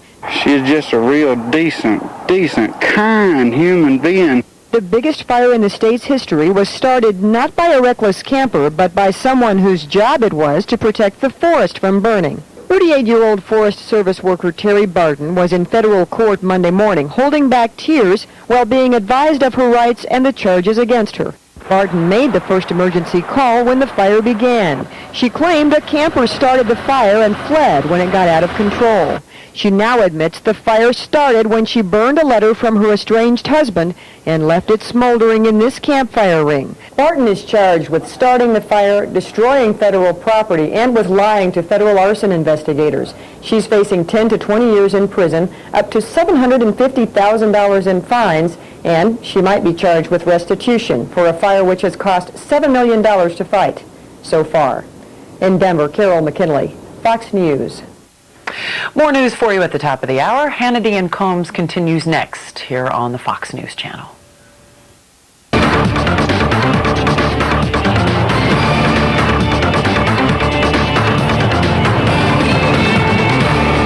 Welcome back to Hannity and Combs. I'm Alan Combs. Still to come tonight, a shocking new look into the mind of Andrea Yates. In her own words, play some incredible tape. You got to stick around for this. And who was the shadowy figure that brought down the Nixon presidency? Does anyone care? We took our cameras out on the street. You'll be surprised by what we found. And how many people served jail time because of Watergate? It's our question of the day.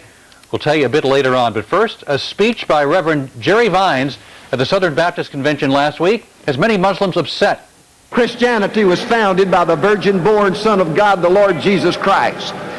Islam was founded by Muhammad, a demon-possessed pedophile who had 12 wives, and his last one was a 9-year-old girl. And so are Christian conservatives trying to demonize Muslims. We're joined by the Chancellor of Liberty University, the Reverend Jerry Falwell. Reverend, good to have you with us once again on Hannity and Combs. You wrote a piece about this, and you referred to the book that Jerry Vines was referring to by Ergun and Amir Kaner, Unveiling Islam. And you quote Kaner saying, the Muslim who commits acts of violence in jihad does so with the approval of Muhammad. That's your position, correct?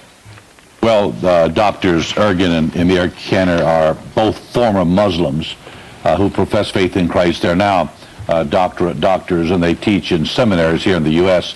Their book, Unveiling Islam, is where Dr. Vines got the quotes, particularly the one about the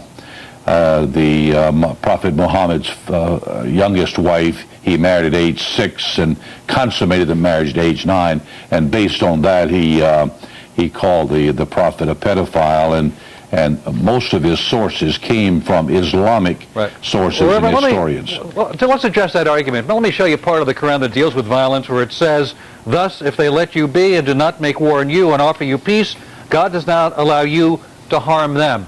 That's part of the Quran that deals with war and has been often cited as, you know, they don't attack those who do not initiate attack against them. Do you disagree with that part of Islamic law? I don't pretend to be an authority on the Quran, and I don't really know what the Quran teaches. I happen to be a friend of Dr. Jerry Vines, who is pastor of a 25,000-member church in Jacksonville, Florida. He's a personal, dear, longtime friend of mine. Right. I know him to be a gentle person. They minister to people of all sorts. There's not a vindictive bone in his body. He was speaking, by the way, at a private conclave of the Southern Baptist Convention. He still said it. Reverend, is Christianity a better religion than Islam?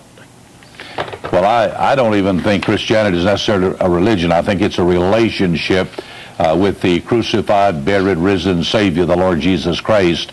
And I believe that if I didn't believe that Christ is the only way to heaven, John 14:6, where he said, I am the way, the truth, the life, no man comes to the Father but by me, I would not be an evangelical preacher. So I would put the relationship with Christ ahead of anything and everything on this earth.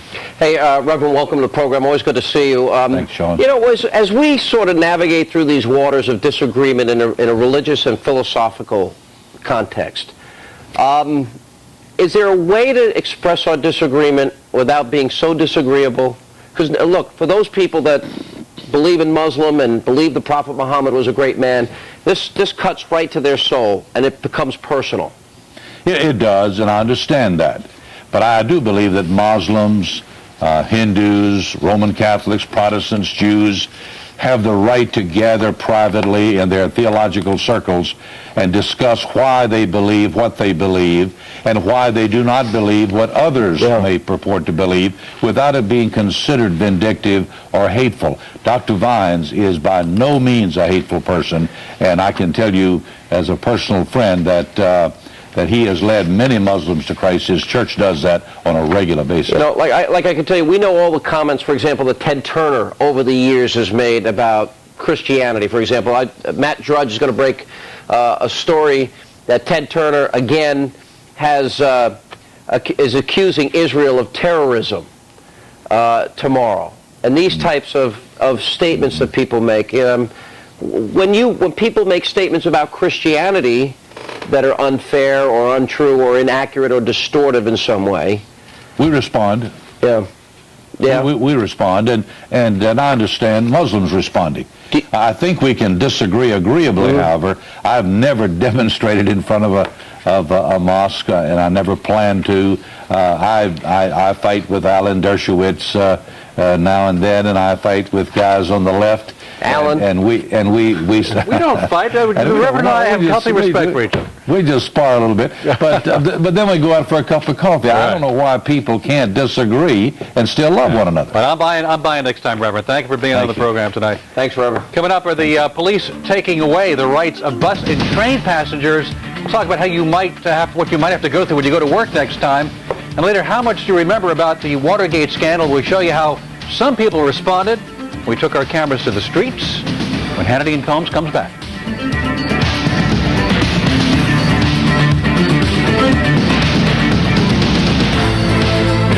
Alzheimer's disease is a disease predominantly of older individuals. A couple years ago, the diagnosis was that she wouldn't be, remembering anything. Right now, pharmaceutical companies are developing over 20 new medicines for Alzheimer's. The breakthroughs just keep coming. There's an explosion of knowledge around science today. She wants to be a millionaire. Who doesn't?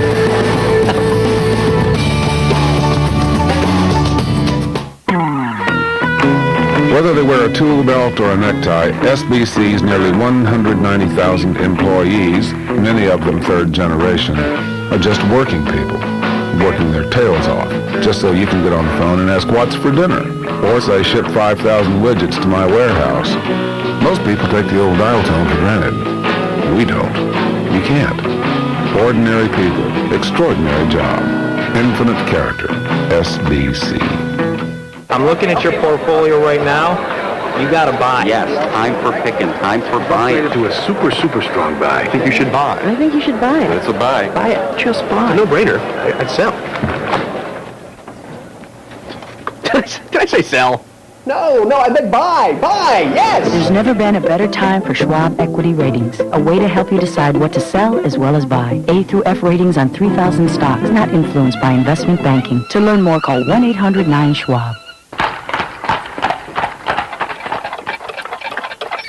When something is made with great precision, it does more than withstand the test of time. It seems to triumph over it. Then, and only then, does it become a true collector's item. The certified pre-owned Acura.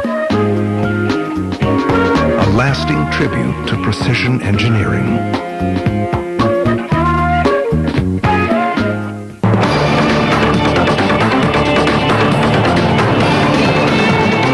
And still to come tonight. So what did Andrea Yates tell a psychiatrist after she killed her 5 children? We're going to show you some clips of that interview. You'll hear her in her own voice. She also blames Satan. You'll hear that. And then 30 years later, what do you remember about Watergate? We'll show you What your fellow Americans remember about that scandal that brought down the Nixon presidency, and I remember exactly where I was at the time when President Nixon resigned. But first, the Supreme Court ruled today to allow police officers to search passengers on buses and trains without first telling them of their rights. Some say that is unconstitutional. Others argue that it's a necessary step in the battle against terrorism. Joining us now, defense attorney Mel Sachs, and from Miami, former prosecutor Kendall Coffey. Mel, let me tell you a story that's breaking right here tonight out of Washington that I know about, where the FBI has been searching for a boat that has 40 Al-Qaeda members in it heading to Los Angeles, and they haven't been able to find them. Doesn't that concern you? The war on terrorism has to be fought ferociously. However, you can't sacrifice the civil liberties of individuals. This is a watershed decision in American jurisprudence. And the more you drown people when you water down the rights that everybody has. You know, it's interesting. We had a case of Rosa Parks in Montgomery, Alabama, which was the beginning of the civil rights movement, and her civil rights were trampled, and now the citizens' civil rights will be trampled by this ruling. And you cannot justify this type of civil right violation because of terrorism. Maybe you can go to Afghanistan. Maybe you can go to Pakistan and deliver the message to Al-Qaeda members yourself. Maybe you can take a copy of this high court ruling with you. Sean, the 6-3 decision. And maybe you could say, here. You know what's so outrageous about this? Look, I believe in civil liberties. I'm a civil libertarian. I'm concerned about things, but I'm also concerned about the general safety of individuals. And we have here. And let me tell you something. The court was exactly right in this case. Because if we don't take steps and measures, common sense measures applied properly, then I'm going to tell you something. This is what's going to happen in America. You're going to see what's happening in Israel happening here. And I don't want that to happen, but that day is on its way because you guys won't let them do anything to stop it from happening. Look, the health, safety, morale, and welfare of all citizens are paramount, but you cannot attack the very liberties that we fought hundreds of years for. And once you do it, you cross the Rubicon. Then we're in a situation where we can't go back on. Even Abraham Lincoln during the Civil War suspended the writ of habeas corpus, and he regretted that. You know what he I'm thought saying that here, was the Kendall, greatest error ever. Let me get Kendall in here. You know, I'm saying a gradual encroachment on our liberties, one after the other after the other. You've got the Patriot Act, which with a warrant, the FBI agents, they can enter your home and offices of citizens and non-citizens. They can look around, examine what's on a computer drive. They can take records with them. Now you've got this decision by the Supreme Court, and the Supreme Court saying, justifying this based on the war on terror. I find that outrageous. They shouldn't be making interpretations of the Constitution based on an atrocity that happened within the last year. That should not change the interpretation of the Constitution. This case has nothing to do with changing the Constitution. No, the police weren't going on a Greyhound bus working everybody over with a rubber hose, putting searchlights on them right into their eyes. They asked passengers on a bus, are you willing to cooperate? It was voluntary, and police do that all the time. If you're going to say that police can't go to somebody and ask for cooperation voluntarily without somehow violating the Constitution, here, though, then you are tying the hands of our police. Anthony Kennedy said in his majority decision that bus passengers answer officers' questions and otherwise cooperate not because of coercion, but because the passengers know that their participation enhances their own safety and the safety of those around them. If that's the case, and you want to use that principle, what's to stop authorities from stopping anybody on the way to work, minding their own business, using that as an excuse to stop a law-abiding citizen from going about one's business in America? What's to stop that from happening? Well, authorities aren't doing that, but let's look at what the dissent talked about. Given this decision? Because this decision simply says that in public transportation, and think about this for a second, everyone agrees that at airports, the authorities are allowed to ask questions, do certain kind of examination. Do you want ground transportation, trains and buses to be what's exposed? Because one thing's for sure, if we say that that is where the terrorists can work, that's where they're going to go. There's no evidence, Mel, that that's where the terrorists are working. We understand airplanes. The minority decision in this case said it's not the same thing as an airplane. Alan, correct. Judge Souter eloquently pointed out in the decision that ground transportation is totally different than anyone flying on a plane. We have to recognize the inherent danger here. What distinguishes our society from others is the fact that we have certain liberties that protect us. And like Sir Thomas More said, when you cut down all the trees to get the devil, who protects you? Who protects us? It's extremely important that the 144 protections and safeguards You get the last word. Good to see you. Thanks so much, Sean. Right, thank you. Andrea Yates, in her own words, why did she murder her children? We're going to show you this. You'll hear it for yourself.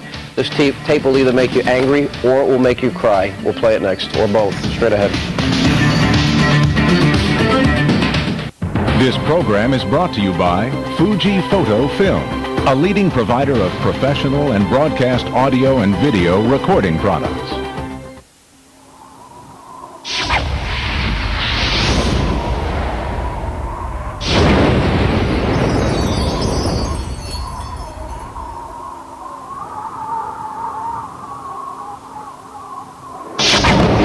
Chevy Tahoe is the only large SUV with the security of AutoTrac 4-wheel drive, so you can impress people.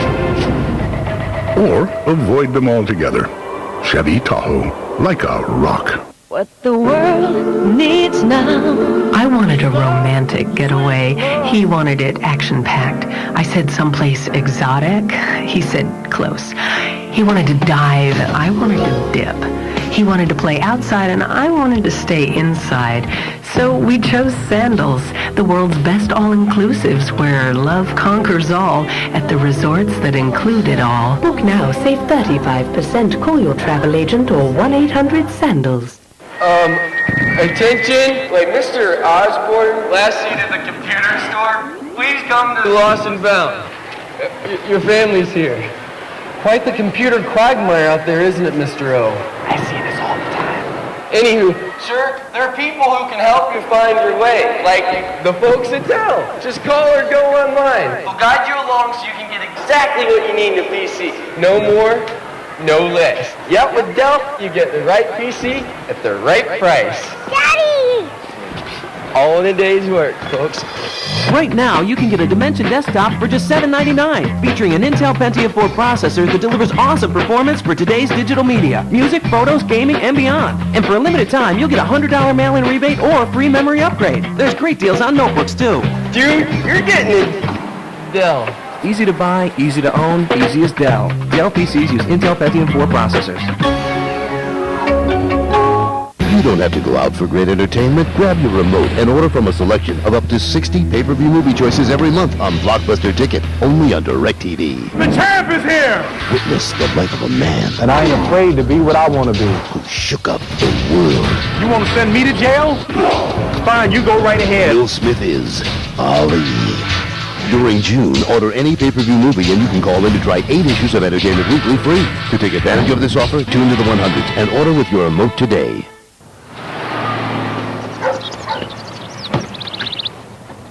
If you're already a DirecTV customer, it's easy to continue your DirecTV service at your new home. So when you're ready to move, call the DirecTV Movers Connection at 1-877-616-MOVE or visit our website. Nice place. Man in box not included.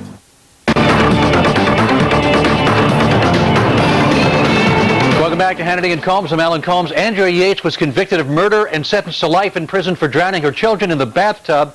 Last week, authorities in Texas released videotapes of conversations between Yates and a psychiatrist while she was in jail. She was in the water and first year we left for work that day. And I went in the bathroom and sat Mary on the floor. While I was filling the tub, Paul came in and he said on the tub, and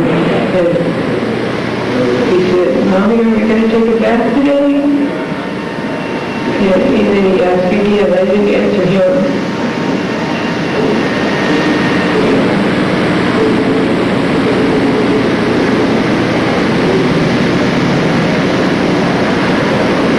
I put him in the water.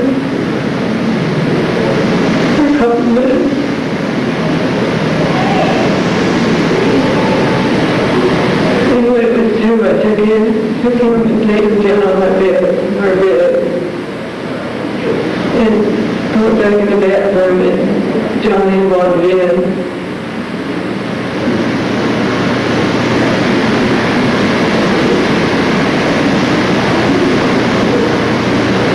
And then I put him in for a couple of minutes. And Luke was close by.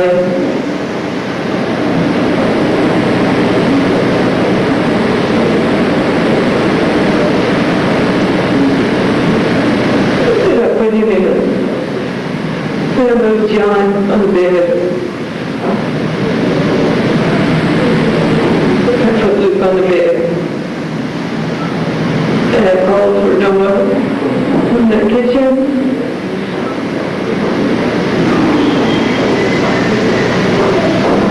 He came to me and I let him in the bathtub.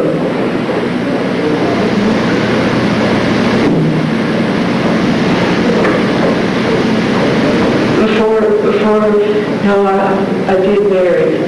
Mary was still in the tub and he came in. He said, Mommy, what's wrong with Mary? He put him in the tub.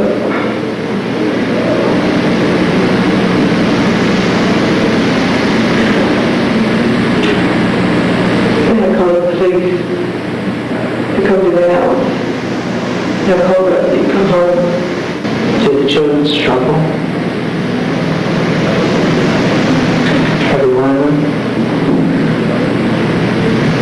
Mary, she wasn't strong enough.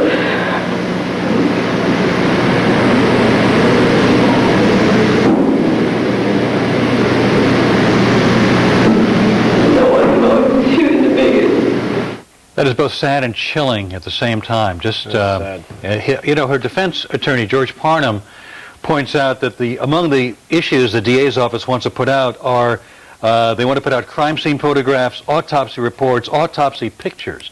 And I don't think there's any need for that. I don't know. I can understand him putting out this tape. I see no purpose in putting out all that other. Well, she goes on to say other things in this tape too. She blames Satan, right, and she talks about saving the kids from evil and so all those sorts of things. Look, she's obviously a disturbed woman, but how is it possible if this isn't human evil? I don't know what it is. Where every child struggled and struggled and struggled in this case, and she kept them down there. It's got to go against every instinct that every parent would have, that you do this to your own child. The woman is clearly mentally ill. I know that we've debated on the show whether the father should have known or should have intervened, or was he aware? It's not the father's fault. No one is saying it's the mother's fault that did this. It's incredible watching that, and that's the saddest thing you've ever seen. Just chilling. We'll be right back on Hannity and Combs with a look at how Americans remember Watergate. Do they remember it at all? We'll have the answer to the question of the day as well. And don't forget, log on to foxnews.com. You can become a Fox fan.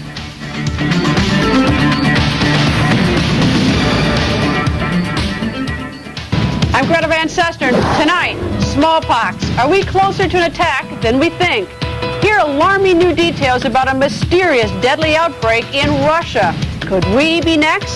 Then, Elizabeth Smith's father reveals crime scene clues. Why now? Find out. It's all ahead on The Record.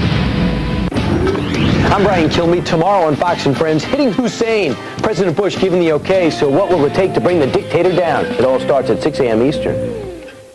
America trusts America Online to make everything easy. It's just real simple to keep in touch with AOL. Oh, I love hearing you've got mail. Instant messages are so much fun. And now AOL makes it easier to get health information with WebMD. I discovered WebMD. WebMD is America's leading source of health information online. Communities on everything from diabetes to weight loss. Love the chat room. A site that I trust. AOL has got it all. Now's the perfect time to experience America Online. So easy to use, no wonder it's #1. Call 1-800-4ONLINE.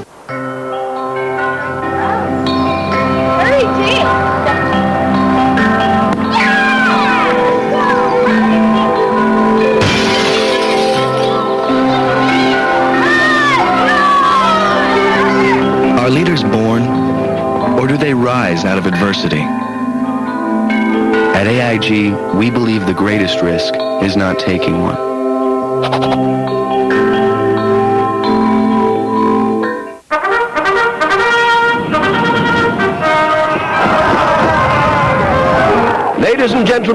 like to cordially invite you to enjoy the pleasures of Britain.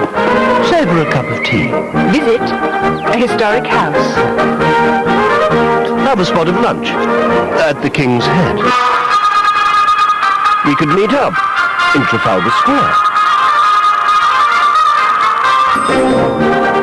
Take a walk in the country. Or indulge yourself in our sporting traditions. To find great offers, go to Britain2002.org for offers you may never see again. Welcome. They can predict crime and stop it before it happens. Now, Have a warrant that says murder. he set me up to prove his innocence. The ultimate cop will have to beat the perfect system. Tom Cruise, Minority Report, rated PG-13, Friday.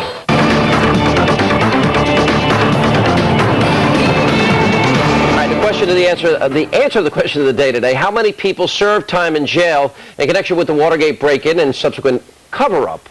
Well, the answer: 19. Well, that's quite a bit of people. Friends of yours, Al? No, it was a Republican administration, Sean. Republican. All right, but what does Watergate mean to people 30 years later? We took our cameras out into the streets of New York to find out for ourselves. Why did Richard Nixon resign? Watergate or something like that? I have no idea. He didn't resign. He did, Richard Nixon. Oh, yes, he did. He got impeached. Because of the Watergate scandal. And that was? With hiding things, and I can't tell you anything in detail. Watergate was a scandal where they covered up some things that should not have been covered up. I really don't know. I forget. I've heard of it. I don't know. I forget. It was in that movie. He was a nice man. He really was, but He was a crook. There were some bugs planted, and information was got that it wasn't supposed to be. From who? I have no idea. This is real blonde hair. Who was Deep Throat? Deep Throat was, who was it? Come on, girls, help me out. I don't know. Isn't that a gangster or something? Why did Richard Nixon resign? Because of Watergate. He lied, did a bunch of things that nobody liked very well. Some thugs went in, or criminals went in and snooped through the Democratic Party's files. A Republican hired some thieves to break into the Democratic election office, and I don't know, something like that. What happened at the Watergate? Well, Deep Throat blew the whistle on him. Who is Deep Throat? No one knows who Deep Throat is. Well, one person does, but he isn't telling. do you know? I don't know. I don't think anybody knows yet. Ask Woolford and Bernstein. They know. We got some people knowing there. Some of those people have the ability to cancel out your vote. And you know who lived at the Watergate? Monica Lewinsky. That's absolutely correct, Mr. Combs. And Bob Dole. That's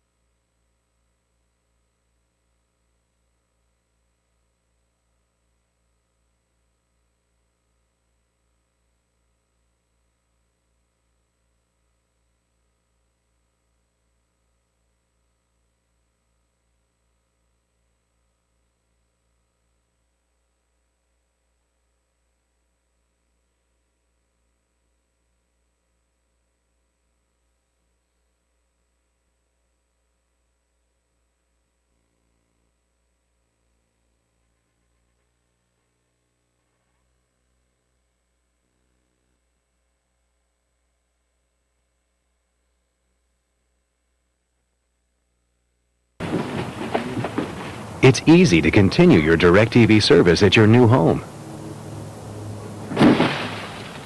So when you're ready to move, call the DirecTV Movers Connection at 1-877-610